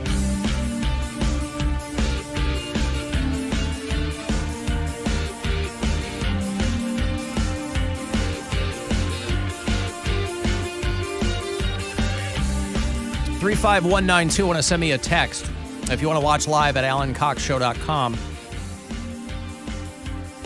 You'll see your pictures fly across the screen right there.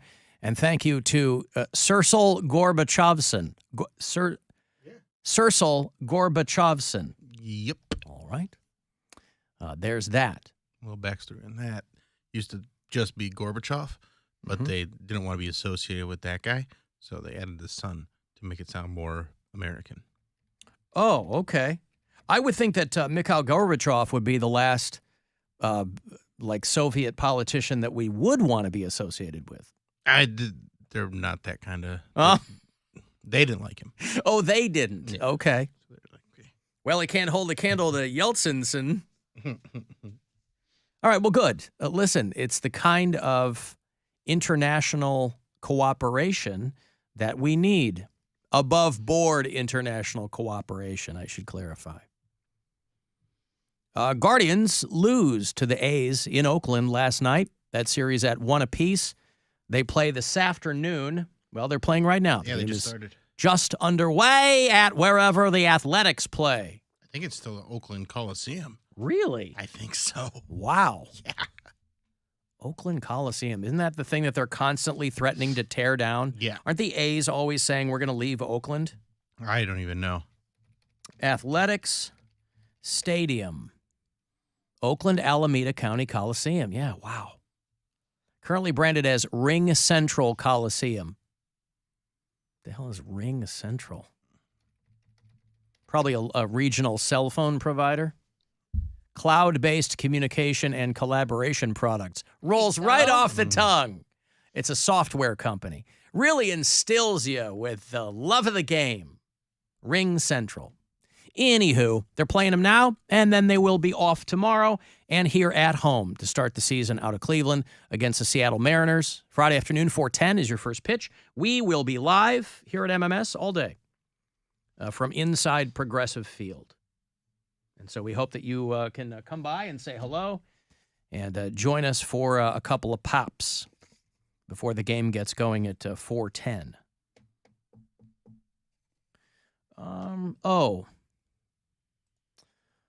All this conversation about drag performers, it seemed to go unnoticed that the world's oldest drag performer passed away.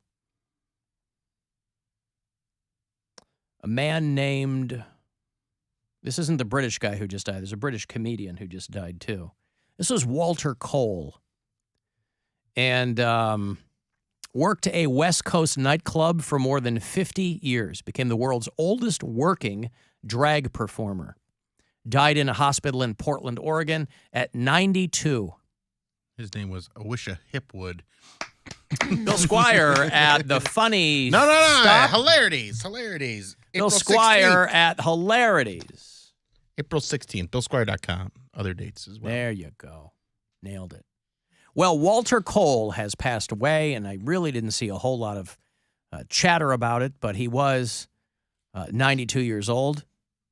Went by Darcel the 15th. It's got the whole big blonde bouffant. Here, I'll show you a picture if you're watching the live stream. There's Walter Cole as, I'm sorry, Darcel the 15th was the name of the, wait. On stage at the Darcel 15 show place, and that was also his stage name. Okay, whatever. That was a while ago. I mean, that was in the late 90s. But he was the world's oldest working drag performer. And he died. I guess maybe he owned his own club. Maybe that's how he lasted that long. I mean, who's going to hire a 90-year-old drag performer? But when you've been in the game for that long, he must have looked at what's happening now and been like, we've been through worse than this. You know, and the cops used to come in and just destroy your club. Yeah, at that age, you're dragging your nuts, right? It's so long. That's right. Oh, God. Hey, who dropped the calamari on the floor? That's just Walter's beanbag. He was recognized by the Guinness Book as the world's oldest drag performer. He said, tucking and tucking and tucking and tucking. He said, young people in the gay community today haven't a clue. He said back then they had to hide their sexuality. They had to hide everything that they wanted to do, how they wanted to live and how they wanted to perform. I want to be remembered because I made somebody smile and care, he said. Well, listen, if there was a place where you could live to be a 90-year-old drag performer, it would be Portland, Oregon. But he had a long and notable career. He shared a house with his partner and fellow drag performer Leroy Roxy Newhart until Roxy died 6 years ago. So there you go. Very exciting for them. And people are, I was reading about the RuPaul Build-A-Bear. Oh, the latest retail chain to make mega snowflakes cry crocodile tears of blood is Build-A-Bear now, who announced that they will be doing a thing with RuPaul to have a new drag queen Teddy. And, of course, all the MAGA types are clutching their pearls up in arms. Please rescue our children, said one person. By the way, you don't got to buy them these things. Yeah, parents buy their kid the Build-A-Bear, right? I mean, if your kid doesn't point that one out, you don't have to buy it. And by the way, if you've gone to a Build-A-Bear, I don't know where the stores are. Last time we were at one was last summer at Navy Pier in Chicago. We told our daughter, if you want a Build-A-Bear, if you can put one together, like find something that you like and looks good, we'll get you one. And it ain't cheap. And she did and got one, and that's all well and good. But they have like an adult section, adult-ish. You know, they'll have like a bear with a martini in its hand, or it's got kind of a controversial T-shirt on. You know, nothing gross, but they clearly they have a wide array of items that you can get. So your child doesn't need to be rescued because you're the one picking out the bear. So, but obviously this is red meat for right-wingers who are, this bear was born a man and always will be. I don't know what the rationale is. These bears are naked and you clothe them. You buy the clothes to put on them. They just stick a hose in its ass and fill it with stuffing. That's all they do. The RuPaul bear has a gold sequin gown, matching shoes, and the RuPaul logo stamped on its paw. This seems like it would be more of like a bachelorette party gift than anything you're going to give your kid. Right, that's exactly what it's going to be. And even if you gave it to your kid, they don't know that it's a RuPaul bear. They go, oh, it's a bear with eyelashes and a blonde wig. So, yeah. This woke company is trying to bring Satan into your homes. Build-A-Bear has fallen. Now, mind you, these are people who would have never been in a Build-A-Bear. They don't care. You know, on any other situation, when was the last time anybody was talking about Build-A-Bear? Which is why they're doing a thing with RuPaul. It's like the trans performer we were talking about in Bud Light. Right? That's how you get people to talk about this stuff now, is Kid Rock shoots a bunch of beer and goes viral. So, the MAGA crowd is positively scandalized. A lot of crying emojis over there on the tweeter. So soft. They're so soft. When my son was little, we went to Build-A-Bear many times. I'm sure I wouldn't go now. First off, that's patently false. Nobody goes to Build-A-Bear many times because, as I just said, they ain't cheap. And one is plenty, maybe two. I've gone exactly But you're not one time. Yeah, you're not taking your kid there a bunch of times. Do they still have the one at Strongsville? No clue. Let children be children without being told what sexuality they should have, another person said. Again, it is a stuffed bear with a wig. They're not being told. It doesn't come with like a certificate of authenticity with it, this bear's a boy. I mean, mine, I couldn't afford pants for my bear, so he just had a LeBron James jersey, and he was out there Donald Ducking it. So technically that... You couldn't afford At the pants. time, it could have been considered inappropriate. This bear has no pants. And you got a straight one. You got a LeBron James bear, God. and you still ended up gay. So the bears do not determine your sexuality. But he was black, And though. you're also a loser. LeBron has won championships. So like that it really didn't help you. I named my bear Terrell. Owens? Great ass! No, just Terrell. He's one word. Terrell Brown? People act like when you squeeze the bear's hand, it's going to be like, men can be pregnant. Or like, you know what I mean? Something. Well, I don't know. It might have a voice component to it. I don't know. Here's, hold on.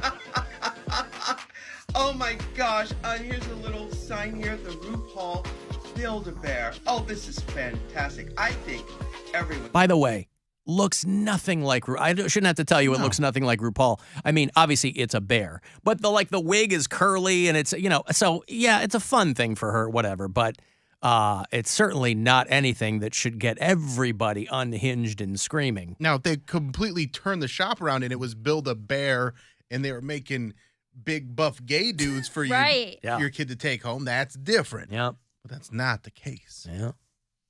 Yeah. So yeah, good idea. it's a stuffed bear in an outfit, and I certainly don't think. Again, these are all things that the adults project onto their kids. Kids don't ever have a problem. Kids will. You can have a kid that takes a truck and imagines it's a spaceship or something. So a kid will always take their own imagination and project that onto the toy in a way that maybe you had never considered. That has nothing to do with RuPaul or whatever. So, yeah. But in all of this conversation, Build-A-Bear is getting all of this attention for the... Now, I can't imagine this is the first celebrity collaboration. There had to have been past celebrity Build-A-Bear collabs. The RuPaul Build-A-Bear looks as if Cocaine Bear got into cheap Dolly Parton drag, is what someone says. Yeah, there's an Elton John Build-A-Bear, I guess. Maybe that's not making the case. Bears can't wear glitter. Yeah, but boy, they will really, because they try to upgrade you on everything. I think lesson here too is to remind children not to be scared of drag queens, but be scared of bears. Bears are actually scary. Give bears a wide berth. Yeah. Maybe that's the problem. It was we're making bears look too friendly and attractive. We're normalizing that you can cuddle with a bear. Right. Anybody think about that? Send that message to kids that they see a bear and they're like, oh, that looks cute. Looks like the Build-A-Bear I got. I'm going to go give it a hug. And then boom, dead kid. See, I've taken care of this at Casa Cox. I tell my daughter, I said, do I have to make you watch Grizzly Man again to keep you safe? So, yeah, you go to a Build-A-Bear. It's like when my older daughter was little and she was way into American Girl dolls. Boy, they will find every possible way to separate you from your money in the form of upgrades and accessories and clothes and whatever, and that's kind of what they do at Build-A-Bear. Because they go, hey, the bear is only like $30, but nobody goes in to get a naked Build-A-Bear. That's what you think. You ever seen somebody go in and get a naked Build-A-Bear? That must really stick in your craw if you're working there. They They're come like, out and they're oh, like, over there you could look at the clothes and the hats. Nope, just want the bear. Yeah, but can you? Can you cut a hole in it? Because they used to say, you pay your age, but I think they got rid of that. Or like you go in on your birthday And they're like, I'm 14. They're like, then your bear's $14. They used to do that at Ground Round. You pay your weight. Yeah. You got a big ass scale. You go stand on it. Well, they had to stop doing that, though, because it's all American kids. Our kid, man, we were poor. We were all skinny. 10 years old, like 52 pounds. It's like, hey, your kid's meal is 50 cents. 52 pounds. Good job. There was a bowling alley by my house that used to, I don't know if they still do this anymore. In the summertime, they would run a promotion on like Saturday mornings. That was whatever the highest temperature was the day before is how much the price per game was. Huh. So if it was 84 degrees the day before, from 10 to 3, bowling was 84 cents a game. That's how they get you. That's how they get you. Yep. But then beers and Cokes, $20. $40.99 to rent your shoes. But Yeah, that's right. And spray them with deodorant and antiperspirant. Maybe that's what you need, Poundcake, instead of to solve your deodorant problem or your stinky pits. Maybe you need to get the stuff they spray bowling shoes with and spray your pits with that. And then spray my shoes with them as well. Sure, dealer's choice. Yeah, my pits aren't stinky right now. It's a toss-up. They don't stink all the time, but when they stink, they stink. They go. It don't matter what you got on over them, no matter how much deodorant you put on, or if like it will bleed through your shirt, no matter the texture, how thick it is. You have to get in the shower on days like that. So I'd be like, don't talk to me. Maybe you should put it on before you go to bed. I do. When I get out of the shower, I put deodorant on. Oh, I see. And then when I wake up in the morning, I check my pits, and I'm like, okay, it's still some on from last night. And then I have deodorant with me now, just in case. But like, I have an EFK, emergency freshness kit. Did you name it that, or is that what it's called? That's been a thing. An emergency freshness kit. that. Does it have wet wipes? Some of them do, but mine does not. I have like deodorant, gum, mints. Nothing to dab the crotch? Socks. No, the socks. No, because you could do that anywhere. You could do a hoe bath anywhere. All right. Alan, strangely enough, my Build-A-Bear is dressed like Kid Rock and comes with a Bud Light shooting gallery action set. That's good, too. They should do that. There's no problem. Equal time. Alan, if you're a child of divorce, you went to a lot of Build-A-Bear brunches on the weekends. I'm a child of divorce, and I've never even heard of that. Yeah, I have 2 children of divorce, and we never went to Build-A-Bear brunch on the weekends. But it's just me. And Mary couldn't go because she doesn't drink. Yes, as a child, they didn't allow me at the brunch. Well, that's too many mimosas. You've heard the tale. You learn early. The tale, old as time, when Mary was turned away at the brunch and then had the Son of Christ. Is that how it goes? That's kind of. Turned away at the brunch? Yep. That's how all of those stories start when somebody tells the tale of how they began to drink heavily. Huh? They go, it all started for me at the Build-A-Bear brunch. And from then on, I was off to the races. And it wasn't until I was much older that I finally got out of that death spiral. But I can't look at a stuffed bear to this day, no matter how it's dressed. I got a break. Hey, you want to go see that movie Renfield? It is Nicolas Cage's Dracula. And hilarity will ensue. It's going to be out the 14th. We're going to do a sneak peek of it a couple of nights prior. So we'll put you and a pal at that. Want to text for anything else? 35192, and we'll be back. It's the Alan Cox Show. On our free iHeart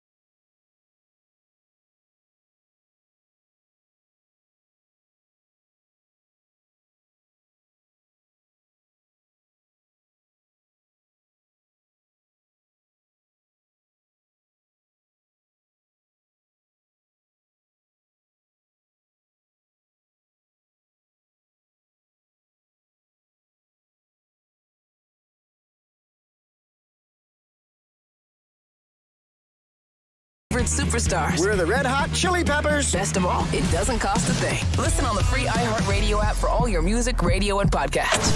This is The Buzzard. From the Claiborne Ford Lincoln Studios, serving Northeast Ohio since 1973.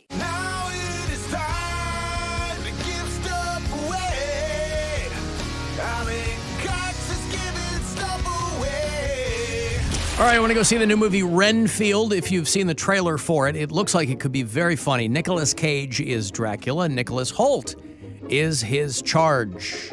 Renfield. Evil doesn't span eternity without a little help, is their tagline. New horror comedy called Renfield. It's out everywhere on April the 14th. We're going to do a sneak of it Tuesday, April the 11th at Cinemark Valley View. So if you want to see it early, a couple of passes for you here. Caller 10, good luck.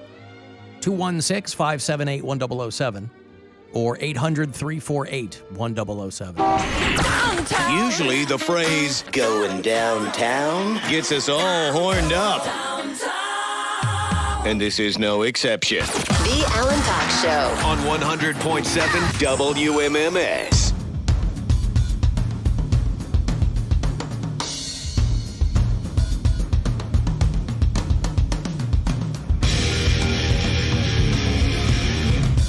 Got another $1,000 for you, courtesy of the Buzzard bookie. Closer to 4:30. 7 or 8 minutes from now. So listen for that keyword. You get them about once an hour, all day long, about 30 past. Starting to see more and more people walk by who look like they might be going to the Springsteen show. I don't know when Dressed up like Santa? Huh? Are they dressed up like Santa? There's a lot of Santa cosplay out here because they want to show respect for Bruce Springsteen's biggest song. Mike from Parma, by the way, went on one of those apps and he got a couple of really good tickets for a couple $100 a piece. A couple $100 a piece. Unless he means a couple $100 total. Yeah, but again, the article I saw was you can still get cheap seats for $76, but then other articles were like, your people are getting ripped off for $1,000 a seat, and I don't know, who knows? But no shortage of shows come in the summer and into the fall. If you have money to travel, I mean, you can see anybody anywhere you want to see them this summer. Saturday night, by the way, somebody asked me in the break, random question, what's your favorite Fates Warning album? I know what Mary's is. Obviously. Yeah. I'm so mad my uncle touched me. Ah! Is that it? No one's ever mad when their uncle touches them, Mary. I thought that was... Listen, favorite Fates Warning album, of course, is Perfect Symmetry, but you may have your own. And that's the kind of stuff we'll play for you Saturday nights here on The Buzzard. Our new metal show is called 2 Hours to Midnight. With yours truly, Corey Roddick, Pat Butler, each and every week, except for last week when there was a ball game. We bring you 2 hours of metal.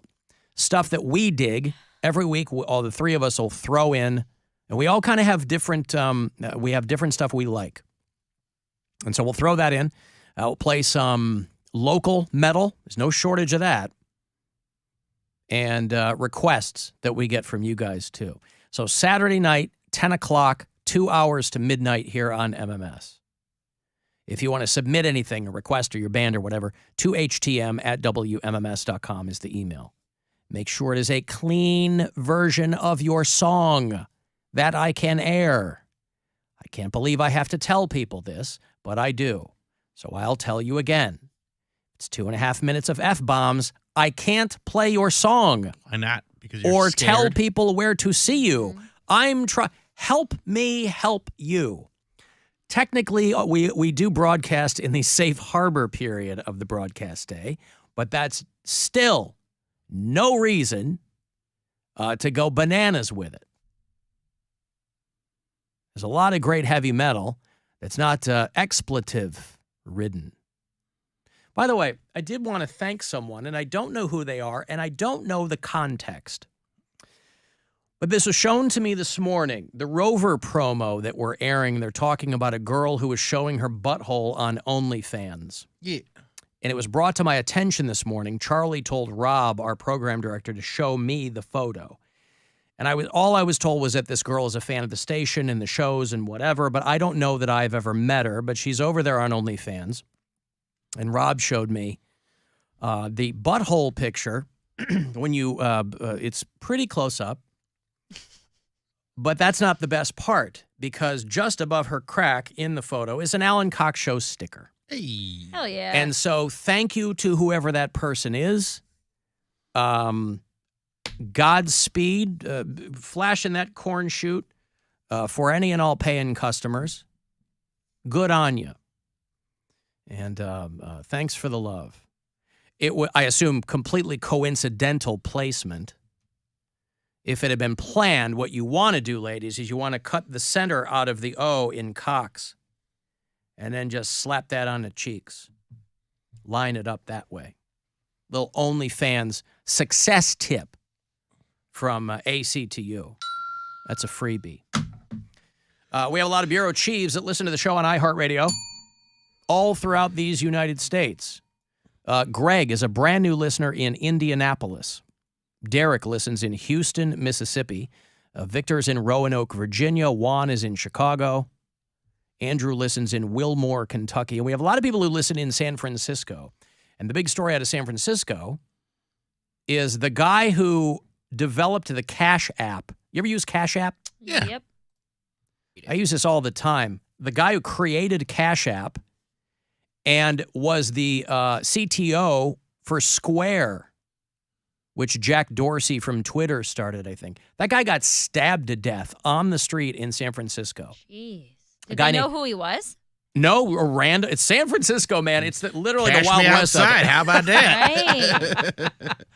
Right. Bob Lee was only 43, had a couple of kids, good-looking dude, rich guy, but it was a random. He was on the street, and that's the thing with San Francisco. You can be in a really Tony neighborhood, and there's still a guy there pooping on the sidewalk, waiting to stab you.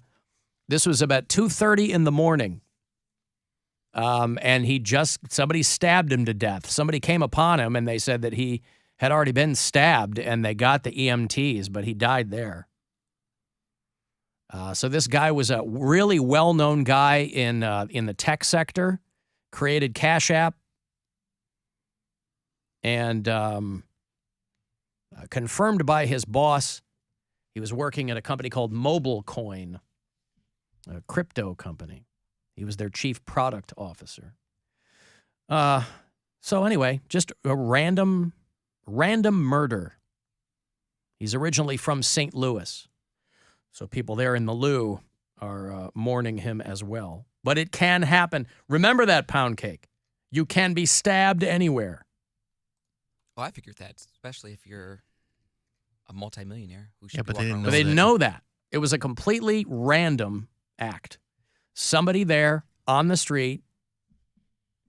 You know, Elvis Duran, who's like a big morning guy in this company. They syndicate this guy.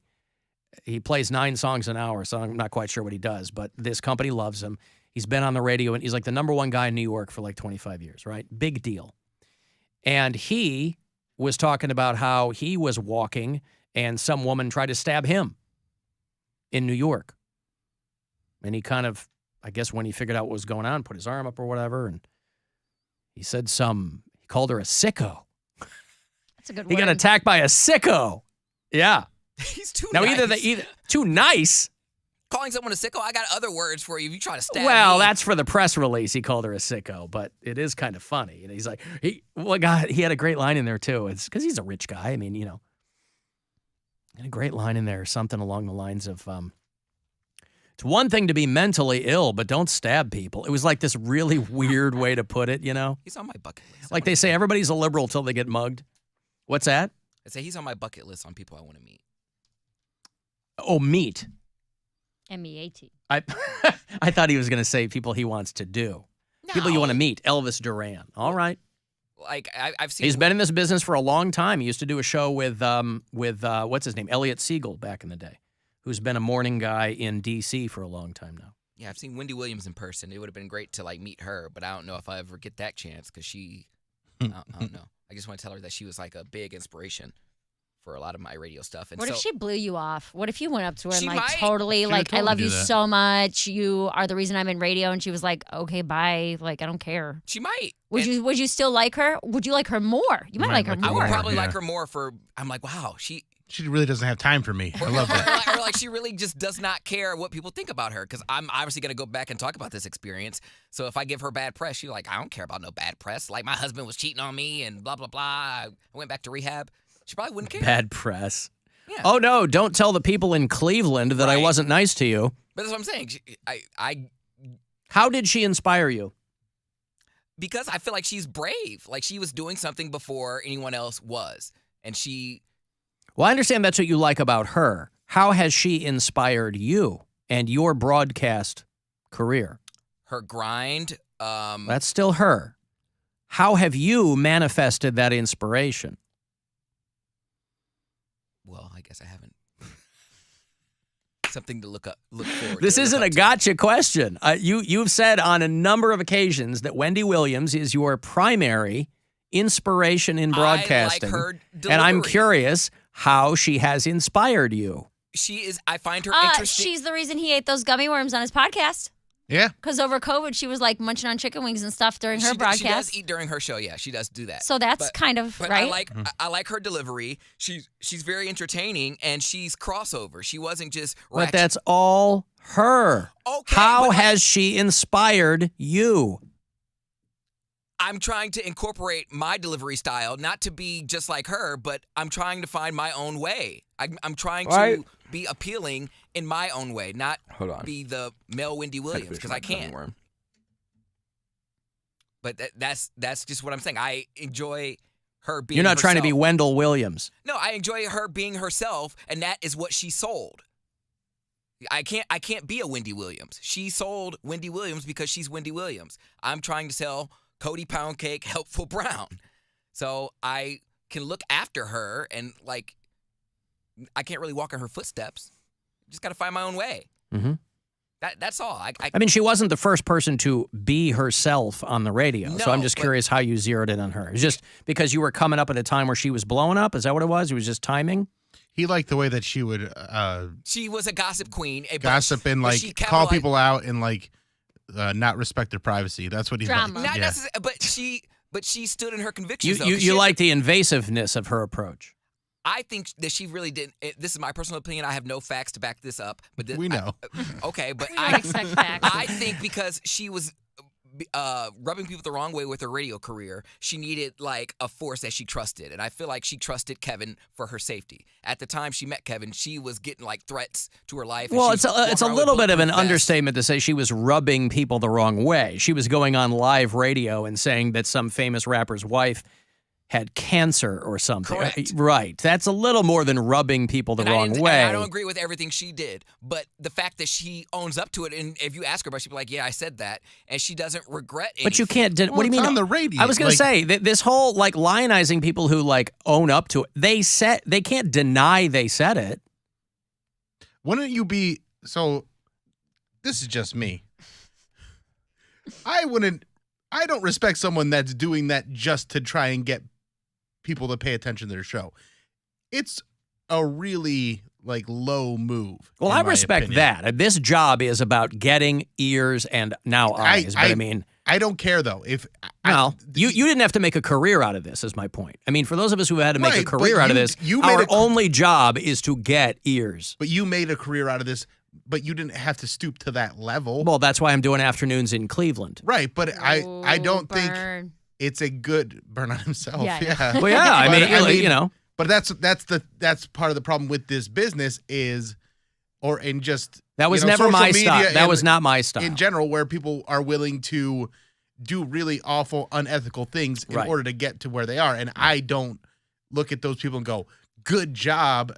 No, I understand. They're just willing to say, but those to be gross. But that is how you will blow up. That's just never been Right. my style, and so I have been myself. But then I like that Poundcake, too. but Poundcake likes to reward people like Wendy Williams for doing things like that. How am I rewarding her? Because you say she's like your inspiration and you watched her all the time and that's the reason you liked her. But I have no power to reward her. But is she entertaining? Do people enjoy things that they probably shouldn't? If someone falls and hurts themselves, are you laughing at that? But there's are you rewarding that person? Instagram. But there's levels to it.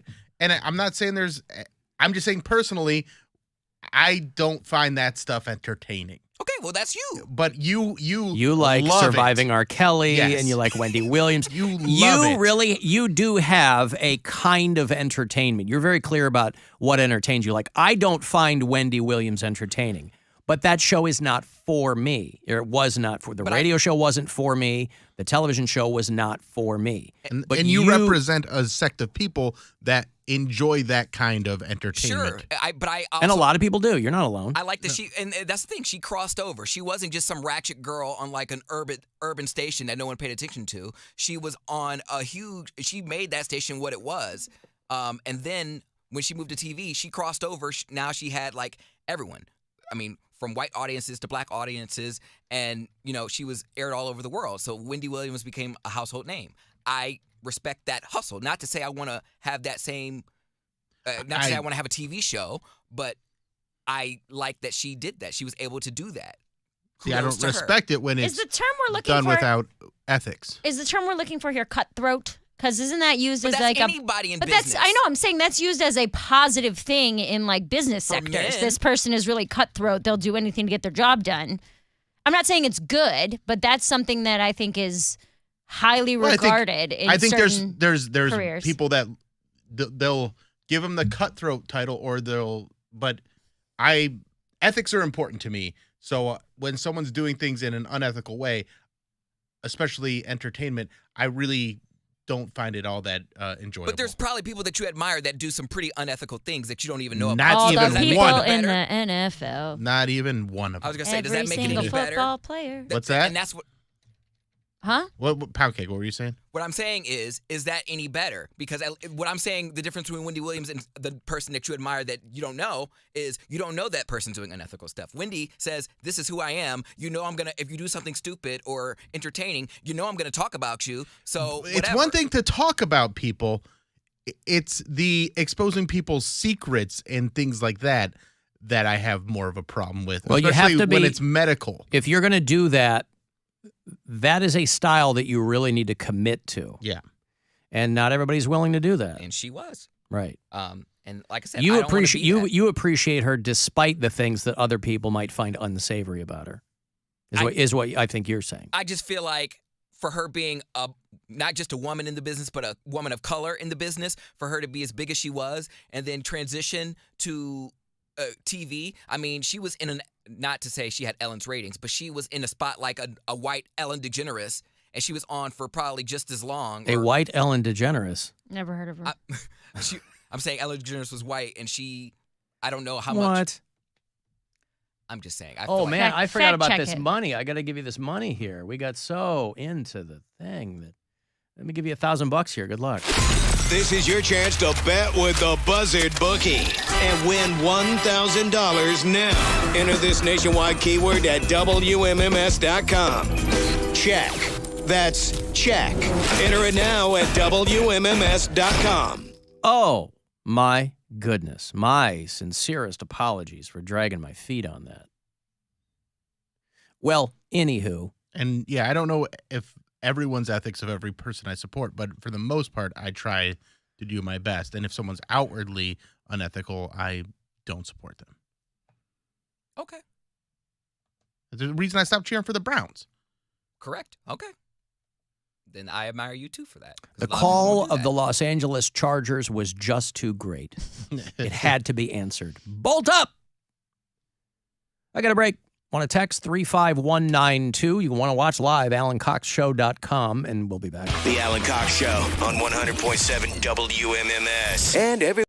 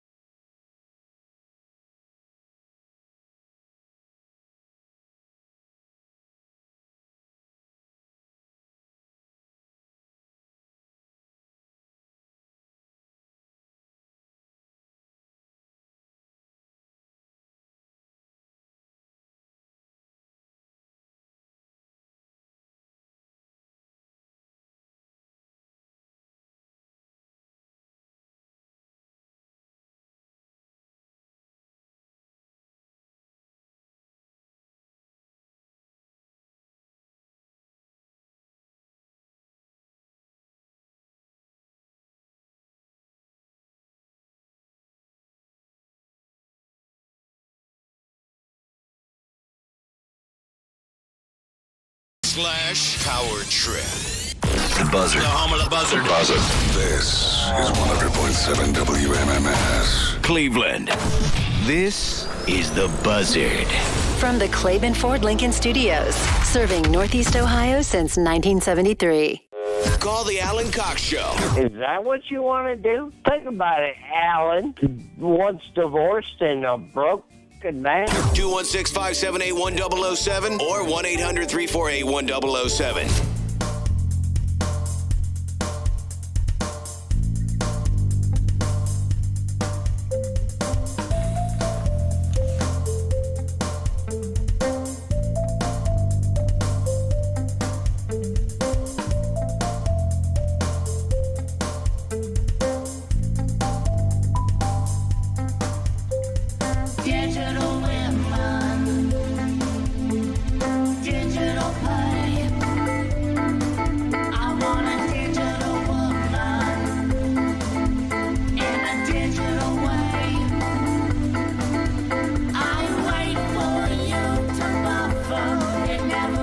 Remember this song? Yeah. What was this band again? Meow Meow Kitty. Yes. Meow Meow Kitty. Featuring the late, great Matt Bond. Digital Women, the song. He was ahead of the whole Bitcoin rush, I think. Crypto. Yeah.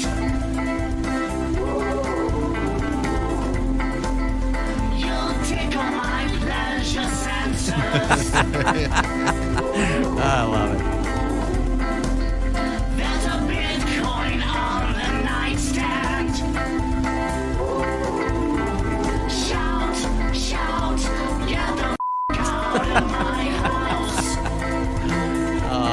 Meow Meow Kitty from Akron, Ohio. Another song called Pound Town that was great. They were undervalued in their time. And here I am earlier in the show going on and on about Cobain and Staley, and we lost a local hero in Matt Bond. I think it was an accidental overdose. But he passed away 6 years ago yesterday. Man. And Meow Meow Kitty was just this goofy-ass thing that he did with a buddy of his. And the stuff I think is probably still on YouTube, but really, really funny. Just purely coincidentally, I came across that Matt Bond passed away April 4th, 2017. 6 years ago by my math. I could be way off on that. What's 2023 minus 2017, Mary? No one knows. Nailed no way it. to tell. I think it's 6. Nah. Sounds like 6. So digital women, not the only thing you've got to concern yourself with. I was reading an article on CNN.com about digital blackface. The latest thing that we need to concern ourselves with. They're calling it, you may be guilty of digital blackface because you always might be guilty of something. Mm-hmm. It's important to remember that, whether you grew up Catholic or not. If you're white and you've posted a GIF or a meme of a black person to express a strong emotion, you might be guilty of digital blackface. All right, this is a little. A lot of. That's a little much. I agree. That's. Do you remember Sweet Brown? Mm-hmm. Remember Yeah. her? Ain't nobody got time for that. They're pointing out that a lot of these people who get a lot of attention or who get memed very heavily are black women in the news. And so the article is that digital blackface might be something that you need to concern yourself with, or that's, again, these all come from the fact that there are people out there who will call other people out for anything, no matter how ridiculous. If you've ever posted that meme of Tyra Banks getting all mad on America's Next Top Model. Digital blackface. Michael Jordan crying. Digital blackface. Where did this begin? If you're black, you get a pass. If you're white and you're sharing these, they're referring to it as a form of contemporary racism. I don't understand. Let me play Sweet Brown for you just to refresh your memory. One resident describes her horrifying experience when she first realized the complex was on fire. Well, I woke up to go get me a cold pop, and then I thought somebody was barbecuing. I said, oh, Lord Jesus, it's a fire. Then I ran out. I didn't grab no shoes or nothing, Jesus. I ran for my life. And then the smoke got me. I got bronchitis. Ain't nobody got time for that. Oh, God. It's just the best. She's fantastic. And then they had the Sweet Brown remix, because they all get remixed. Ain't nobody got time for that. One resident describes her horrifying experience when she first realized the complex was on fire. I got bronchitis. Ain't nobody got time for that. Ain't nobody got time for that. Ain't nobody got time for that. Ain't nobody got time. Ain't nobody got time. Ain't nobody got time for that. Ain't nobody got time for that. Ain't nobody got time for that. Ain't nobody got time. Ain't nobody got time. Ain't nobody got time for that. I think the upside of things like this is that these people get money from this. Right. For a while, that wasn't always the case, but once people started getting memed and remixed and whatever. Woke up to go give me a cold pop. Then I thought somebody was barbecuing. I said, oh Lord Jesus, it's a fire. Then I ran out. I didn't grab no shoes or nothing, Jesus. I ran for my life. Ain't nobody got time for that. Ain't nobody got time for that. Anyway, beware. Yes, you might be guilty of digital blackface. Well, not me. Not Poundcake. Yeah, that's I'll go along with a lot of these kinds of things. That one, you're gonna have to drag me into that one. Because that you seems want like to keep using it. That's why, white man. but I don't post that many memes. You know what I mean? Like I don't post them. Like I'll send them to the group chat or something. But it's like, I mean, Sweet Brown, Jesus, that was 10 years ago, right? I'm more of a fan of. Or the hide your kids, hide your wife guy. Antony Dotson or whatever his name Antoine is. Dotson. Antoine Dotson. Antoine. What do you call him? Antony. Antony Dotson? Antony. All right. Yeah, Antoine Dotson. Yeah. Okay. He's my favorite because I still use that to this day.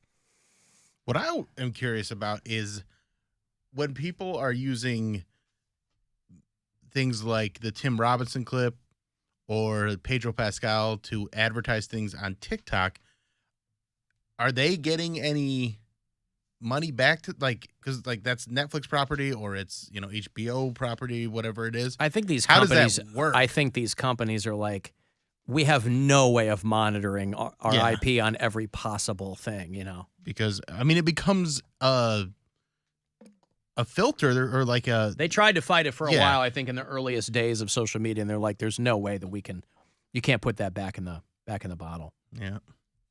Interesting. So anyway, something to think about. If you listen to us on iHeartRadio, you can always leave us messages there, big red talkback button for you. Hey, Alan. Yo, guys, it's the Goose. Really quickly, we were talking about Stormy Daniels. She was actually, for a time being, trying to get into the paranormal TV show business with a show called Spooky Babes with her and a couple other ladies. I actually had her on my live stream podcast, and she's actually a pretty interesting lady. So I feel bad for her. Hope everything works out for her. Bye. Wow, Stormy. Yeah, we're talking about Stormy Spooky Daniels. Babes. Her Pornhub searches are up to like 650,000 a day from about 80,000 a day before that. And again, I'm not a fan of Stormy Daniels' work. I think she's pretty, but she's very, very not into it. I don't know. Maybe I've seen the wrong stuff. She's probably just doing it. I mean, to her, it was probably a means to an end. What do you mean? Like, she was doing it just for the money. She was. That's why everybody does pornography. Yeah, no one's doing it for the love of the game. They're not doing pro bono work. Well, I'm saying some people are passionate about it and they want to be the biggest porn star that the world has ever seen. Well, she may have been like that at some point. Maybe I saw late stage Stormy. I don't know. Maybe earlier in her career, she was vibrant and full of piss and vinegar. I feel like people, if that was your kink. People join OnlyFans for the money. I don't know if people get into porn because they don't like. Well, she's not like having sex on young. I really want to start a trend of girls with Alan Cox Show stickers near their butthole on OnlyFans. Thank you so much. That's your Stormy Daniels. The show was called Spooky Babes about 10 years ago. Maybe not that long ago. Daniels says when she quit the adult film industry, she moved into a haunted house in New Orleans, and that's where the paranormal field seemed to call to her. I didn't really have much of a choice. I think like most people, I had some unexplainable experiences happen throughout my life. Heightened intuition. I thought about somebody they would call, know what song's gonna play next on the radio, but there was always one or two big things that happened every year for my whole life. I mean, Daniel- predicting what song's going to play next on the radio ain't a thing. Like, if you go over to Kiss, you can guess what song's going to play next. It's not, I want to say that's heightened intuition. Well, I don't want to get back on this thing again, but, you know, it sounds silly when you say it out loud like that. Heightened intuition. I've had things happen to me. Heightened intuition. I would think of someone and then they'd call. You know, there's people who attribute that to heightened intuition. I think that was a short-lived career as a paranormal investigator. The guys who did the show with her looked like they were in a Fall Out Boy cover band. But I don't know how long the show lasted. But thank you to the Goose for the message. Zippy House in Florence. We had lights dimming, shadow figures, REM pods Look at that going guy. off, like stuff that I've only seen in movies or on TV. Daniel says the point of the show and the group is to help people. So we want to teach you how to protect yourself, how to protect your property, and things to look for in the future. Protect yourself and your property from ghosts? These people all act like they're the first people to do a paranormal ghost show. I mean, you can't swing a cat without hitting one of these shows. I wonder. Do you? Does Trump have his own ghost bag? Like, was there a ghost in the corner between him and Stormy Daniels that is just knows all the tea? What do you mean? Like, I don't know. Does he have someone spying on him? He says, oh, the Obama campaign or the Hillary campaign spied on my campaign. And maybe he has his own ghost bag. Like, just. So you're saying that there's a paranormal entity that was watching the Stormy Daniels. But your ghost bag is only a pervert. Yeah. He doesn't watch like all of it. Maybe he does. He only shows up when you're pantsless. I thought. And Alan said that Trump was walking Donald Ducking it to Stormy Daniels. So Yeah, that's what she said. That he didn't take his shirt off. He just had a little mushroom cap down there. maybe the leak isn't even Stormy Daniels or Michael Avenatti. Well, there was a leak. It's storm bag. It's a ghost bag. All right, well, I don't know. Speak of the devil. See, I felt So it. you spoke him into existence. See, that's what I'm saying. I spoke him into existence. Asking you, shall you receive? What? Ghost bag, you're causing an international incident. There's no international incident, man. I don't know what the hell you're talking about. Accusing me of all kinds of nonsense. You're not cheating on me in the afterlife and watching our president, ex-president, Well, spank it. I didn't say that. Don't put words in my mouth, sucker. How dare you? How dare you make it seem like I'm just out there doing whatever with anybody? You know I'm all about you, baby. Oh, I'm special. You know I never quit you, Poundcake. I don't think that you acquit me. I just think that you're a equal opportunity pervert. I told you in the past that I might have to move on. And? Did you see that video of that shopping cart that started flying around the parking lot? No, I didn't. So what does that have to do with you? That was me on vacation. You were shopping. That was me pushing a cart around the grocery store. Well, the parking lot, not the I was grocery gonna say, store. what joy do you get out of that? That's your vacation? I can't just live my life watching you whack it. Live your It was afterlife. fun for a while, you know, when we first met, and I was just flying around your room. It was fun for a little while, but I can't do it for eternity. I just can't. I've really had some conversations with myself. I'm not Are you getting broken up with Poundcake? It sounds like no. it. Especially I've been doing it a lot less and having a lot more, you know. Oh, I know. Okay. I've been paying attention. You're doing it a lot less. Well, that's why I I thought. thought getting into shape was supposed to mean that you were horny all the time. I thought you getting into shape was gonna be great for me. I figured you'd give yourself tennis elbow. Well, or carpal tunnel syndrome or something once you got yourself into shape and lost those little boobies. Well, I still don't really have the time. It's not. What time do you need? You need 45 seconds, homie. No, well, excuse me. No, I don't. You know I don't need 45 seconds. Yeah, I know. You need 12. Yeah, sounds about right. Okay, yeah, 12. I'm just saying, think of me. Don't just think about yourself all the time. Think about me, man. Well, I thought about you. you being like useful about this whole Stormy Daniels and Trump stuff. So I didn't know if you knew a friend or if you yourself was the leak, but I'm glad to see that your loyalties to me. Yeah, I don't have friends, man.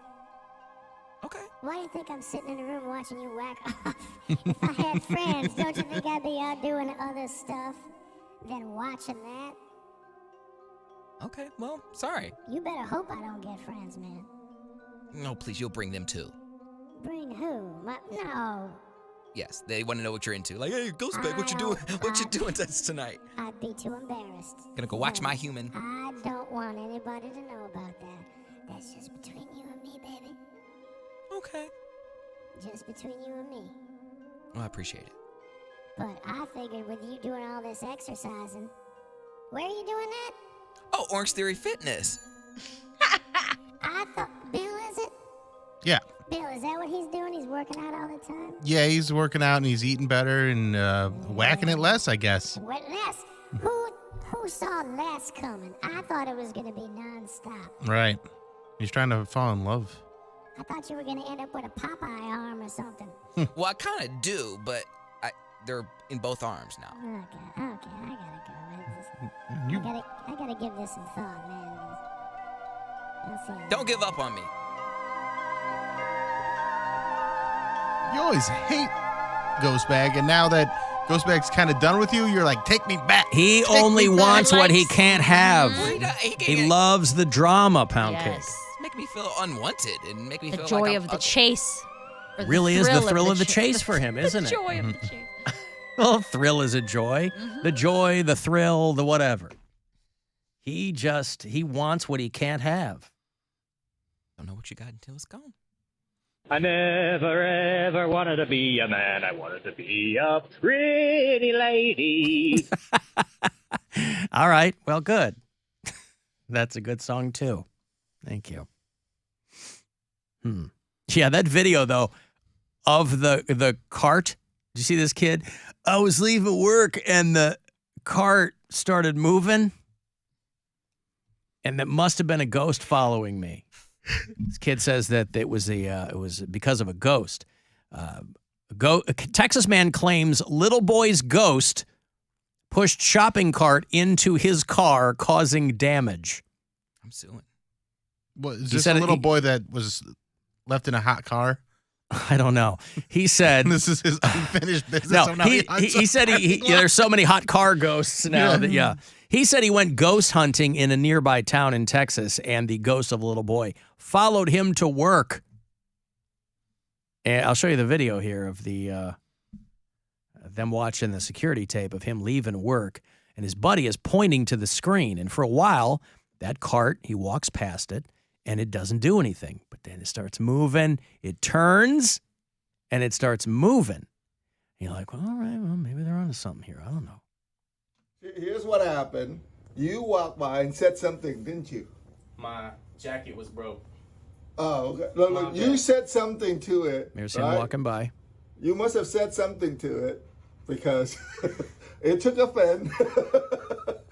And watch.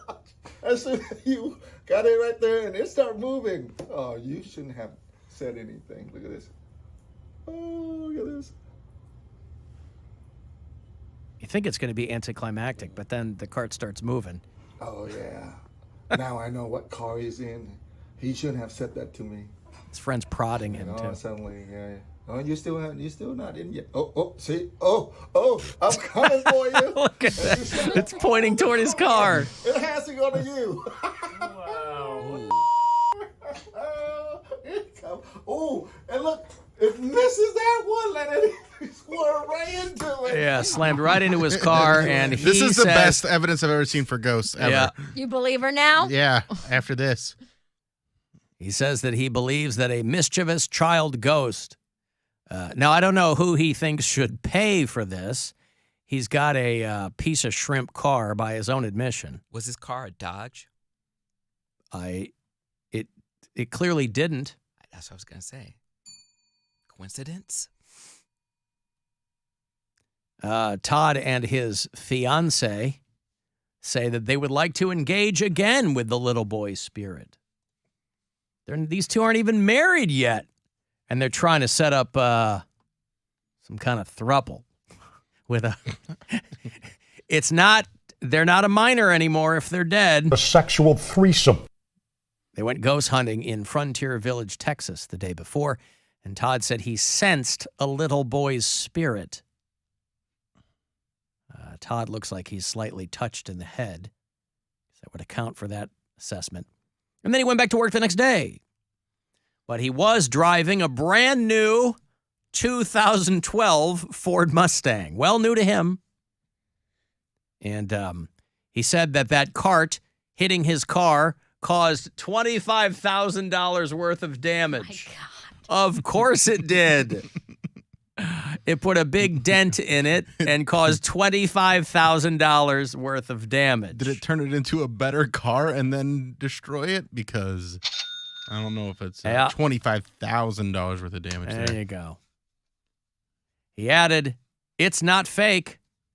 Who was suggesting that it was fake? And why would you say that? Yeah, why Seems even strange. suggest Yeah, that? nobody Seems like point it that might- out. Up until now, I didn't think it was fake, and then he brings up that it might be fake. A little suspicious. We were setting up the GoFundMe and for the car and everything. Yep. That brand new 2012 Ford Mustang. I've got to take a break here. I will have those Parliament Funkadelic tickets for you. George Clinton and the whole Hee Haw gang have decided to go back out on a final tour, a farewell tour that are going to bring them to MGM Northfield Park end of August. So if you dig those guys, I'll hook you up coming back. A night of big winners. Oh my God.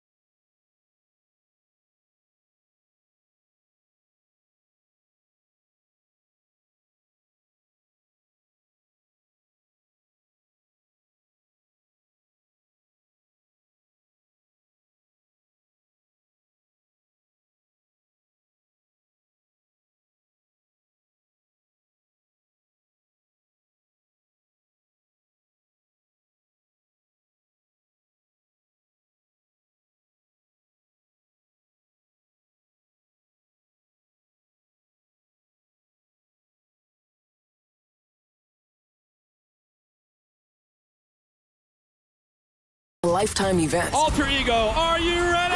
All of the best free curated playlists. Nobody does it better. All of the great podcasts for every interest. This is Freddie Prinze Jr. from the Wrestling with Freddie podcast. All of the mind-blowing contests. $20,000. Awesome. All of your favorite superstars. We're the Red Hot Chili Peppers. Best of all, it doesn't cost a thing. Listen on the free iHeartRadio app for all your music, radio, and podcasts.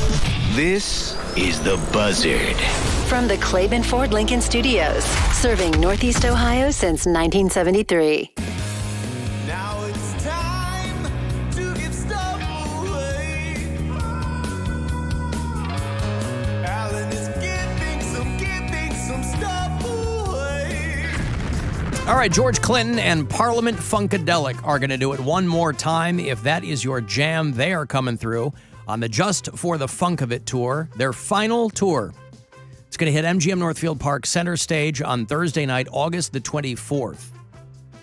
I'm not even sure who's in their ranks currently, but George Clinton is front and center. So if you want to go see him, Ticketmaster.com will have the details if you decide to buy tickets. If you want to win them, be caller 10. Parliament Funkadelic in August out at MGM Northfield Park. Good luck. 216-578-1007. 800-348-1007. Welcome to the Rock and Roll Hall of Fame. Forget the Rock Hall. When does Poundcake go into the Country Hall of Fame? My truck, my beer, my guns. Say it again. It's the Alan Cox Show. On 100.7 WMMS. Tether roof off, we gonna tether roof off the mother sucker. Tether roof off the sucker. Tether roof off, we gonna tether roof off the mother sucker. Tether roof off the sucker. Tether roof off, we gonna tether roof off the mother sucker. Tether roof off the sucker. Tether roof off, we gonna tether roof off the mother sucker. Tether roof off the sucker.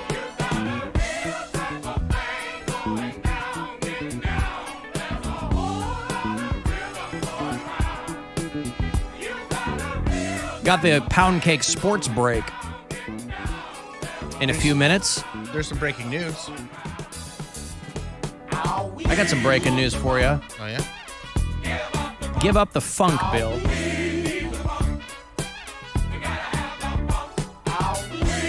That's not breaking news. Alan Cox Show. Exclusive news update. There has been over 600 cases of child molestation over the past 60 years covered up by drag queens in Baltimore. Oh, wait, no, it was the Catholic Church. I was going to say, boy, that is breaking news. Mm-hmm.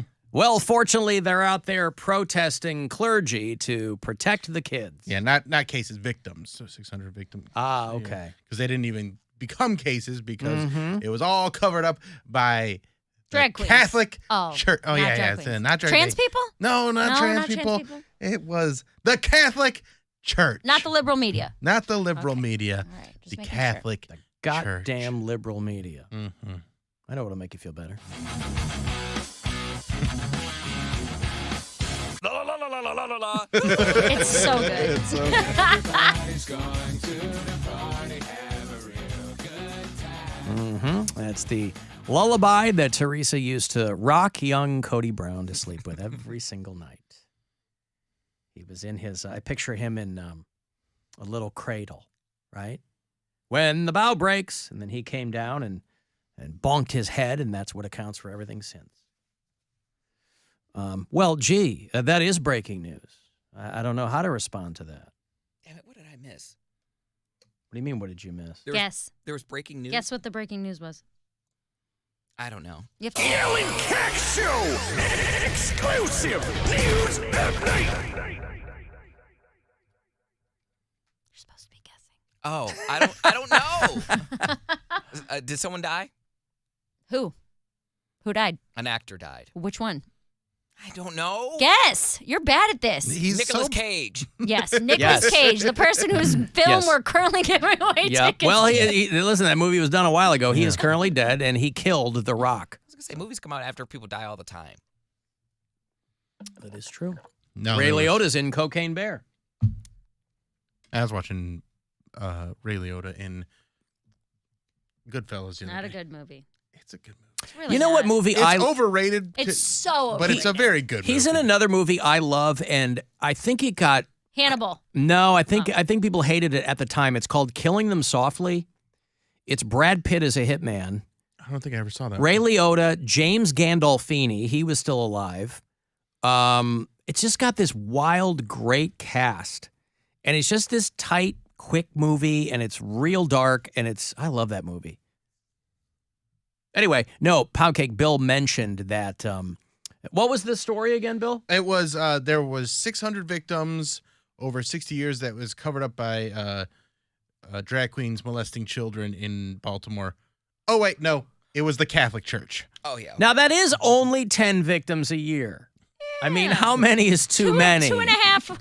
And that's the ones they found. So that's... And there was only 150 abusers, so it's not like it was like a 1-to-1 ratio. And they put all of them in prison, I assume. Oh, no. They covered it all up. Oh, they sent them to other parishes? This has been the least shocking news of the day.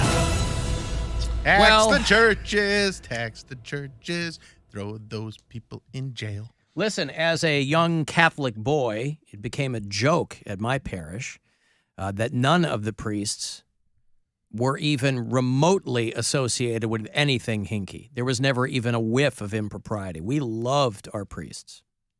I was an altar boy for a long time. Our priests, I don't know if we threaded the needle.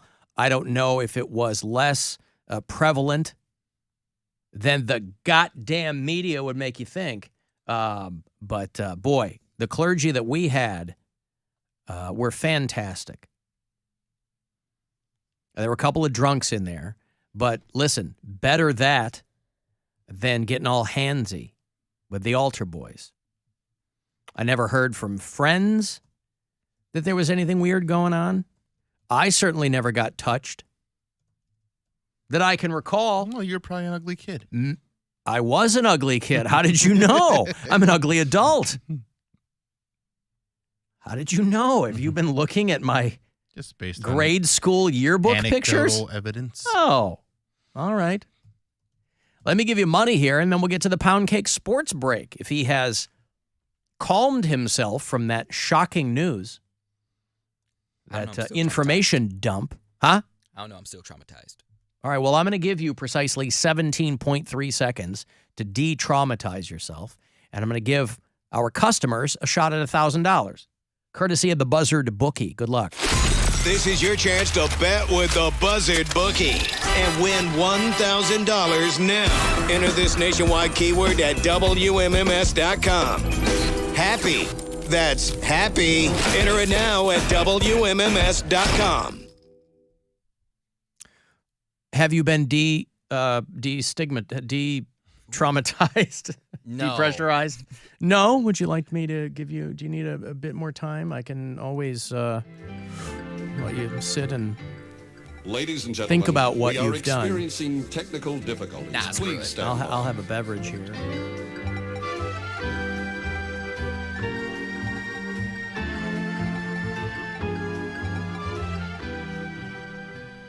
We will return to our regularly scheduled program momentarily. Please stay tuned.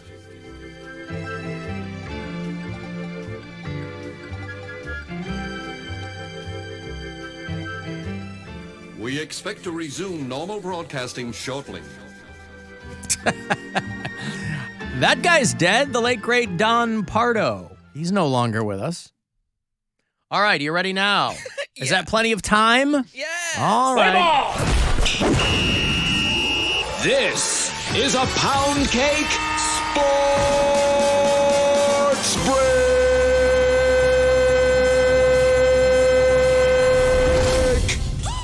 In the headlines today, danger, fire, and chaos was upon us recently due to young people taking to the streets. No, it wasn't people protesting a police officer shooting an innocent black man. No, it wasn't because our ex-president got arrested. I'm talking about the students of University of Connecticut. They were celebrating their championship win against San Diego State. These kids were wilding in every sense of the word. Check out the videos for yourself on Twitter. They were breaking glass, tearing down light poles, and setting things on fire. I just don't understand why these thugs would want to destroy their own community. What sense does that make? But woo child, the ghetto. Also, speaking of ghetto, it seems that the WNBA star Angel Reese doesn't seem to have the complexion for protection when it comes to criticism of her sportsmanship. Angel, who was in the last few seconds of her championship game, threw up the John Cena "you can't see me" gesture in her opponent's face. And the sports journalists on social media went nuts, calling her a poor sport and classless. Well, it's not like she was throwing up a gang sign, although they were certainly acting like she was. They made a huge deal about Angel's sportsmanship, only to find out that her opponent, Caitlin Clark, did the same gesture moments before, and no one even sent a tweet. Sounds about white to me. Angel's team went on to win the championship, thus winning a trip to the White House. Fitting. And lastly, Bill, I think someone's trying to steal your alter ego.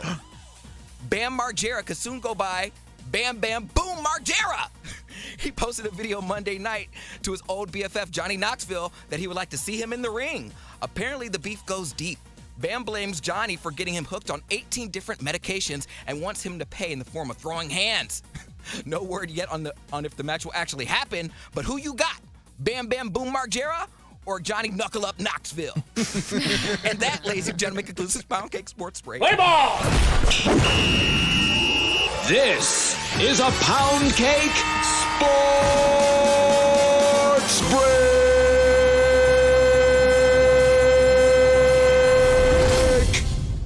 I think you stumbled onto something great there. I think the fast food chain that doesn't scoop up the beef goes deep as their new marketing campaign, I think they ignore that at their own peril.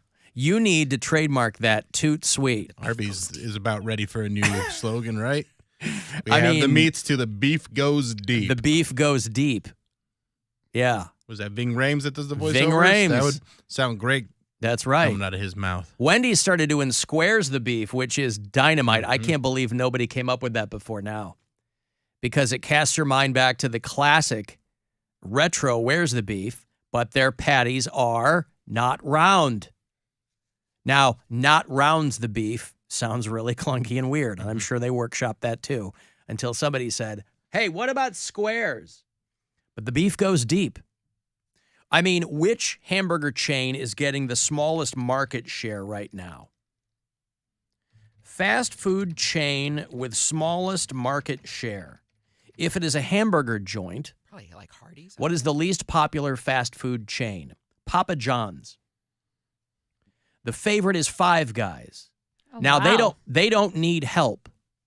So the beef goes deep. Five Guys doesn't even have, I don't think they have television commercials. They don't have a tagline. They don't need it because they're kind of in their first wave of everybody digging it, right? They're kind of in their full bloom. And McDonald's and Burger King, as far as burger chains go, they don't get rated highly because people tend to like regional chains. Chick-fil-A gets a lot.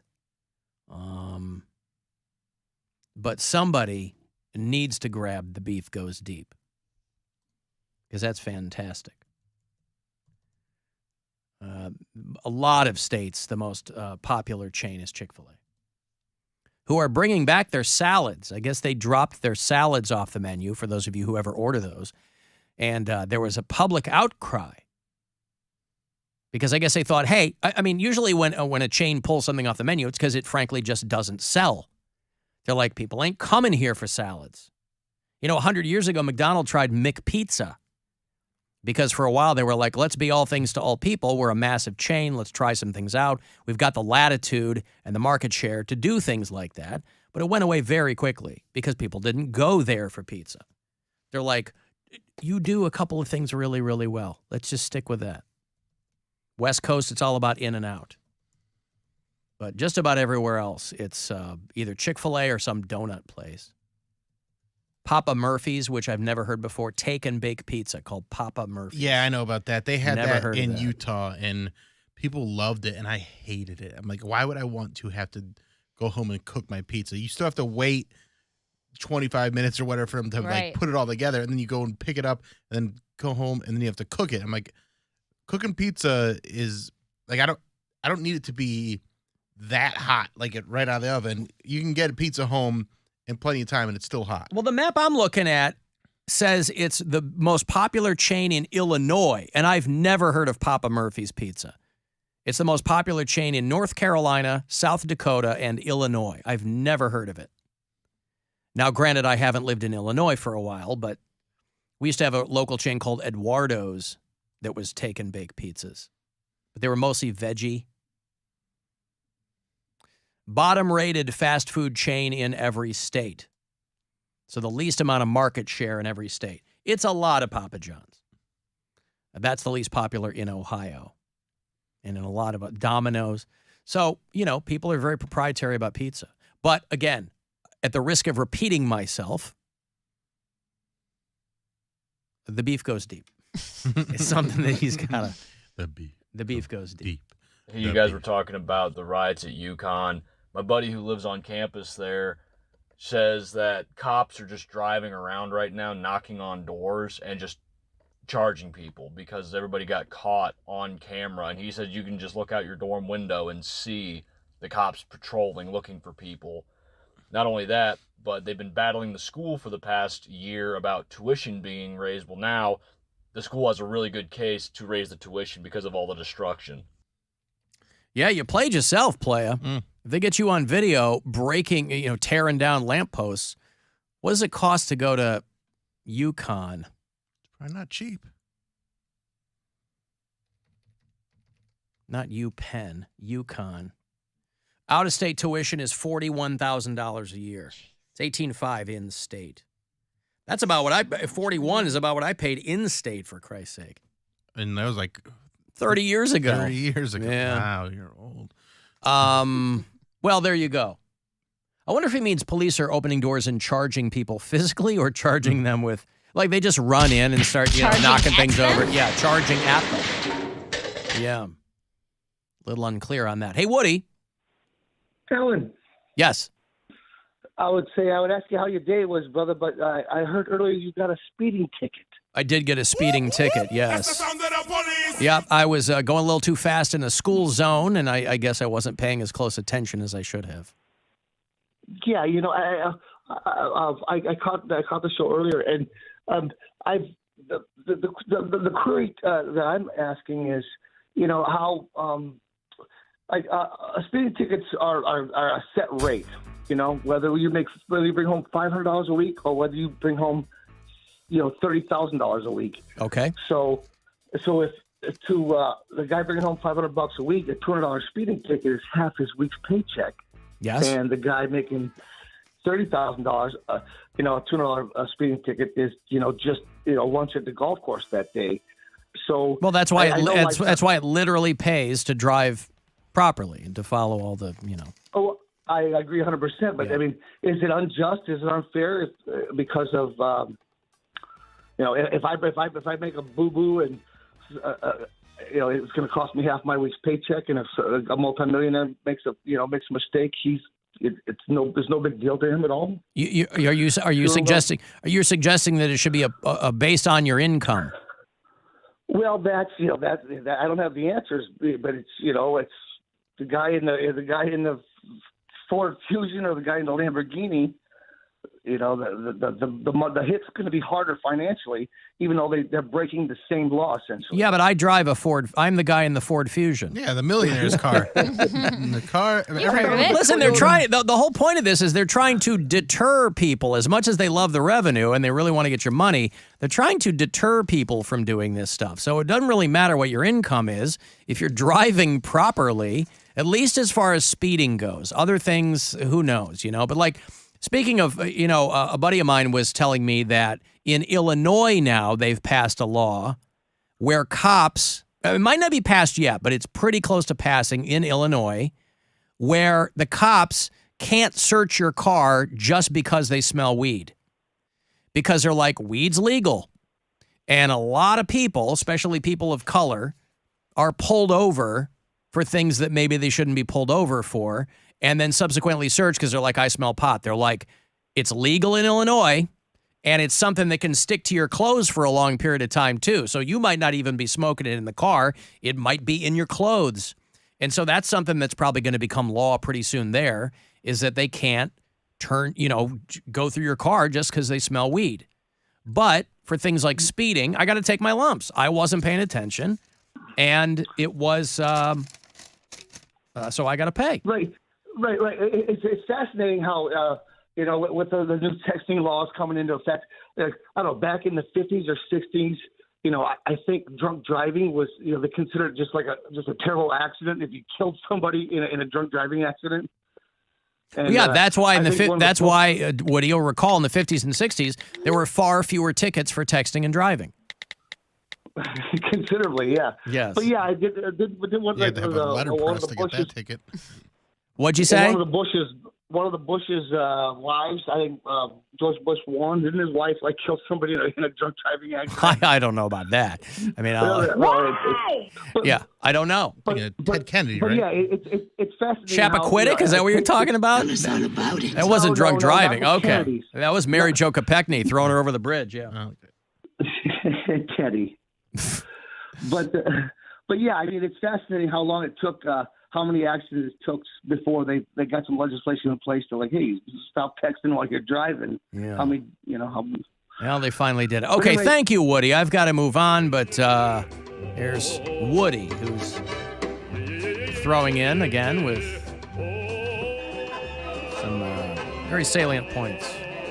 Okay, I got to take a break here. If you want to send a text, 35192. To do that, you can watch live at alancoxshow.com, and we'll be back. The Alan Cox Show on 100.7 WMMS. And everywhere you go.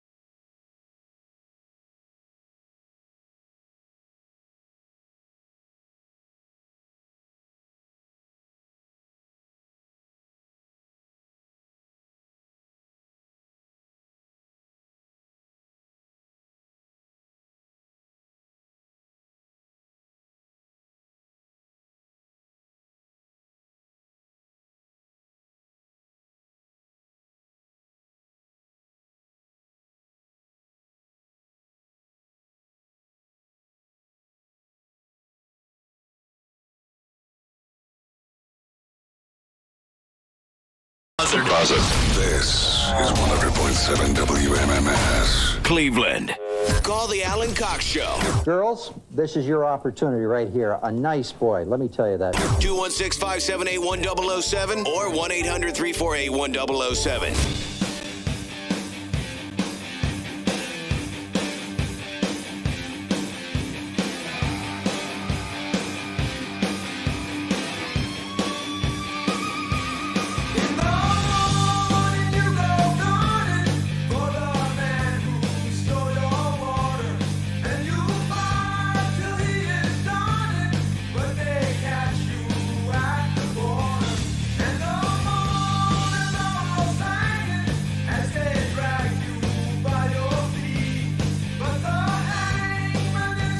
Guardians are going for their 6th.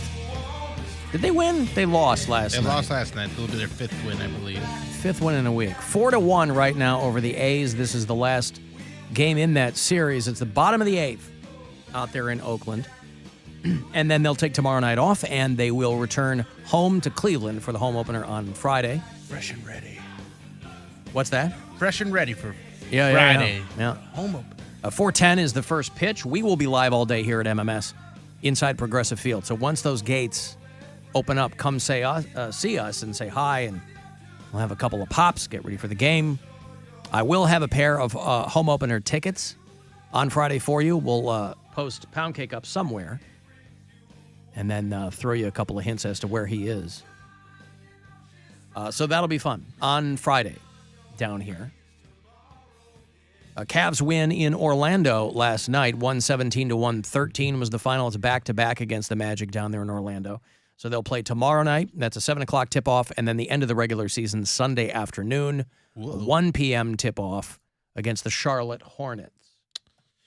The A's just tied it up. Oh, boy. 4-4 now. All right. Well, there you go.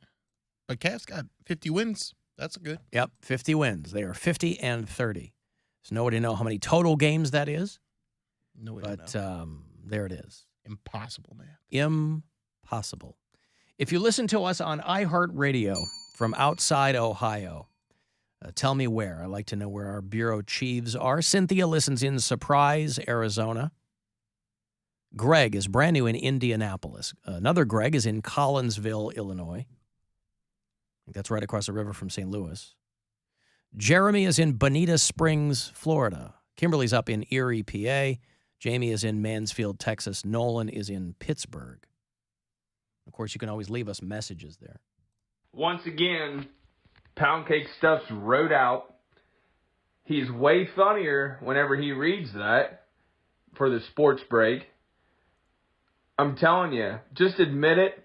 Just admit that Mary is that stupid chick in Poland. Just admit that. Everybody knows you're well-meaning. Everybody knows you think you're the devil. So, but just please, just admit it. Admit it. Sir, I have no idea to what you're referring. Everything on this program is organic, happens naturally. I'm not writing things. If that's your contention, that I'm writing material for this program every day. I don't know how you could listen to this for any length of time and think that any work was being put into this product. So I'm not sure what you want me to admit. Trust me. Sir, if I had something to admit with respect to the daily content of this program, I certainly would.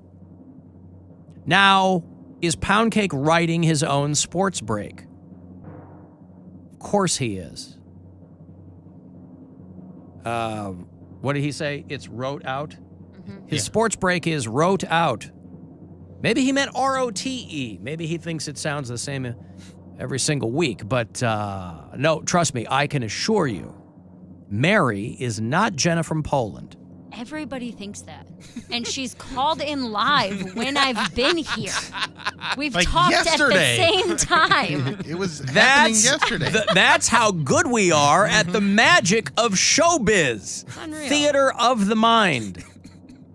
You know, Alan, I think that when I could not see with my band, the Feral Cats. Like, it's not bad. You're not I helping your could do case. it. I know, but I'm telling you. But Jenna she's gets called mad. in. Well, yeah, she gets mad when Mary pretends to be her. You know, I think your guys' show is like really boring. Okay, whatever, bye. Yeah, that's Mary. It's me with all that time that I have calling into the show. Well, listen. How could I possibly be leaving voicemails when I'm sleeping till noon? Listen, Tell me that, dear I caller. will, because I've made it all up. I've made up the fact that Jenna is calling and leaving voicemails on the after hours line at all hours of the night. I've made that up. And fine, okay, let's get this off our chest. Since we're admitting things, I am Jenna. Shocking. And I also take it as a compliment. If people are... I'm Jenna. It's a Spartacus. Spartacus. I am Jenna.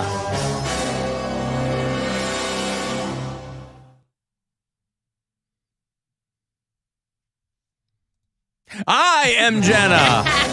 Thought somebody else was going to come in, but listen, that's the kind of organic stuff you just can't get from writing. Poundcakes is all wrote out. Boy. That's a compliment to me. If they think that you're writing my sports breaks because they're that good, then fine. Didn't say they're good. He didn't say they're good. He said you're not writing them. Well, still, they're not giving me credit for my effort because they think it's beyond my ability to write. So right. I take that as a compliment. I surprise people. Keep them on their toes, bitch. Keep them on their toes. Okay. Jeremy just texted me. Alan, I haven't been in Bonita Springs for 2 years. Yikes. Oh, well, update Yikes. us. We don't know.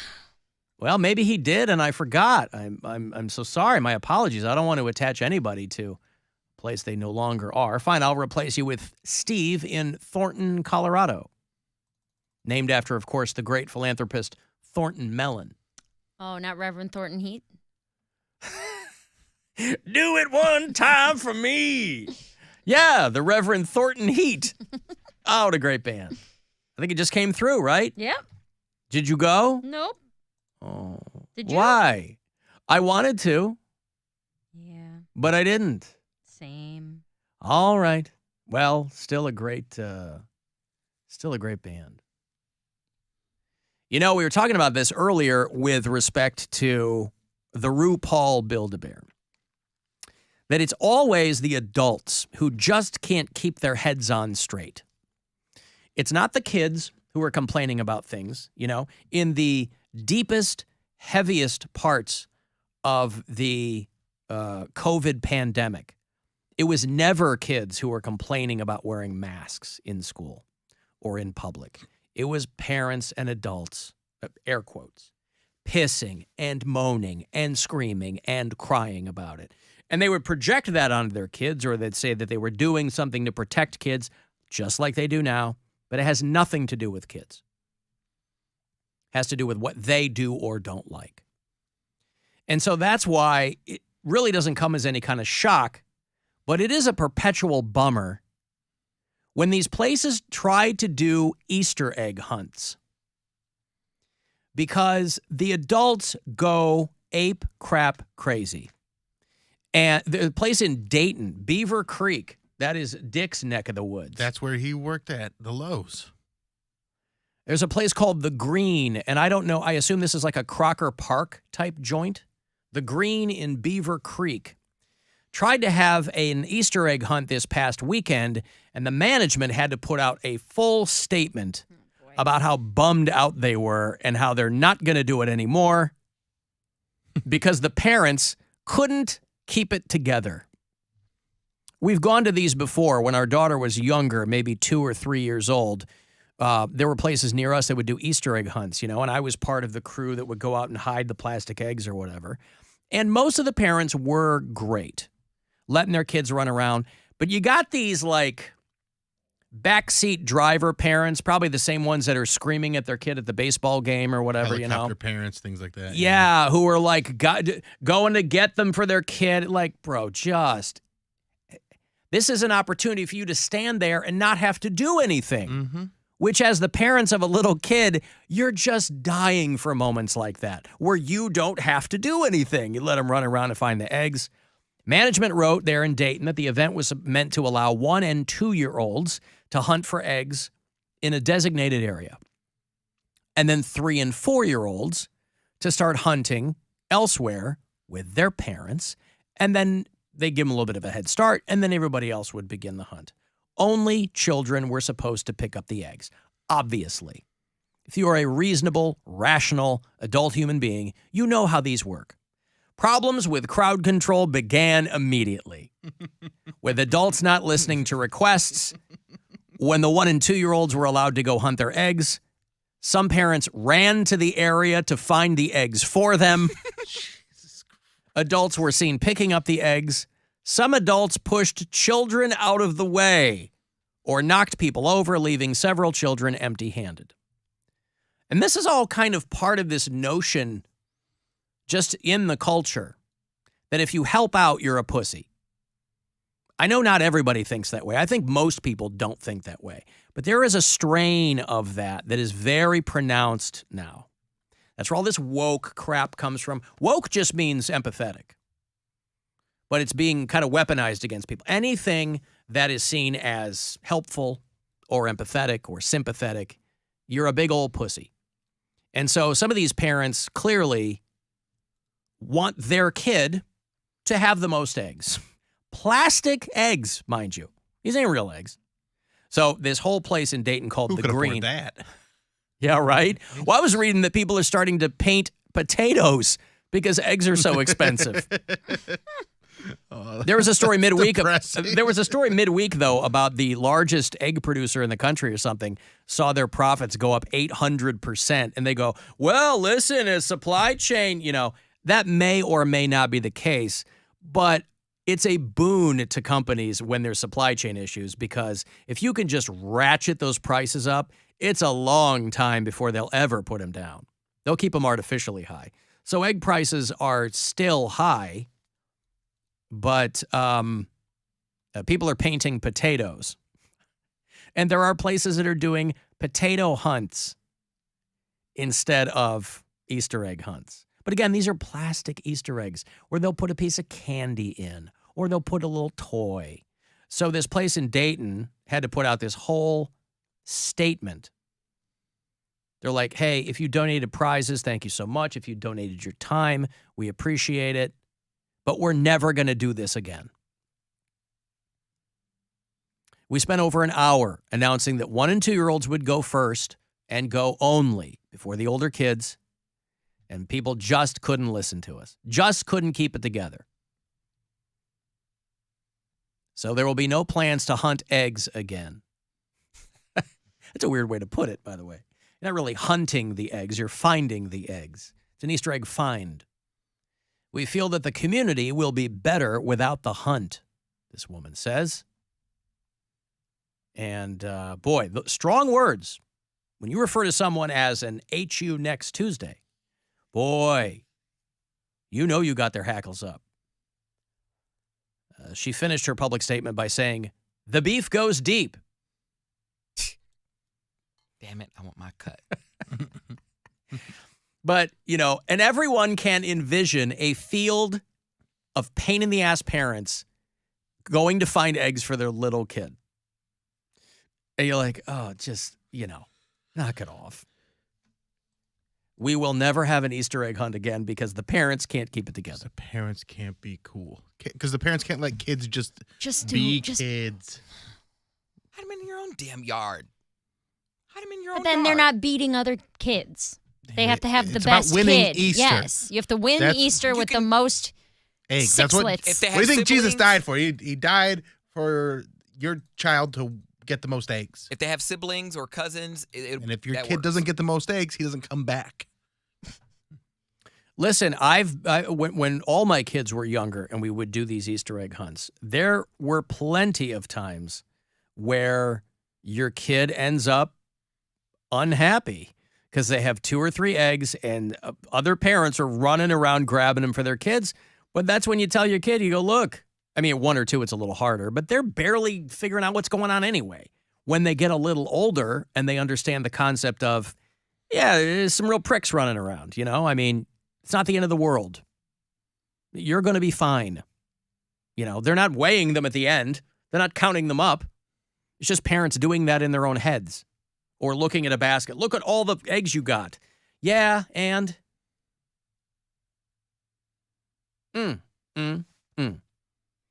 Ben says, one could understand how someone would think that Poundcake doesn't write his sports break, considering the difficulty he has reading them. And then goes on to say, I am Jenna. Oh, Ben is Jenna. Better! Finally. Alan, which number in your 1,000 voices is Jenna? Jenna is number 318. I am the man of 1,000 voices. Alan, I don't think I've ever seen you and Poundcake in the same room. Got you there. Listen, his sports break is wrote out every week by Poundcake. I can assure you, I got my own writing to do. I'm not writing his sports breaks. And you know me, I'm not Joe Sports. It's not like mine will be any better. His, you know, he's locking in. The beef goes deep. He knows. Beef goes deep. The beef goes deep is so good. It's great. You got to TM that, homie. Okay. You get the paperwork going. A better way to celebrate the sacrifice of Jesus than to push over a child to get a plastic egg for your own kid. Right. It's like the adults during baseball season leaping for a ball in front of a kid that, you know. How were you damaged as a child that as a grown-ass man, you're trying to steal, you know, T-shirts that were shot into the audience or a foul ball or whatever? You know? My friend Matt's got a story about going to a Blue Jays game. He's from Buffalo, and they went to a Blue Jays game with his neighbor at the time, and his neighbor totally did the, like, push the kid out of the way to get the ball. He's like, "Hey, Matty, I got the ball," and Matty's like, "I don't know you, man. I can't be around you." Yep. How did you guess my name? We've never met before. Alan, maybe Poundcake is using Chat GPT for his. Poundcake, are you using Chat GPT for? Damn it! I could never have anything to myself on this show. Just give me one thing, please. Damn. Chat GPT just said, "I'm Jenna." All right. Listen, we got to be careful. It's going to all make her mad.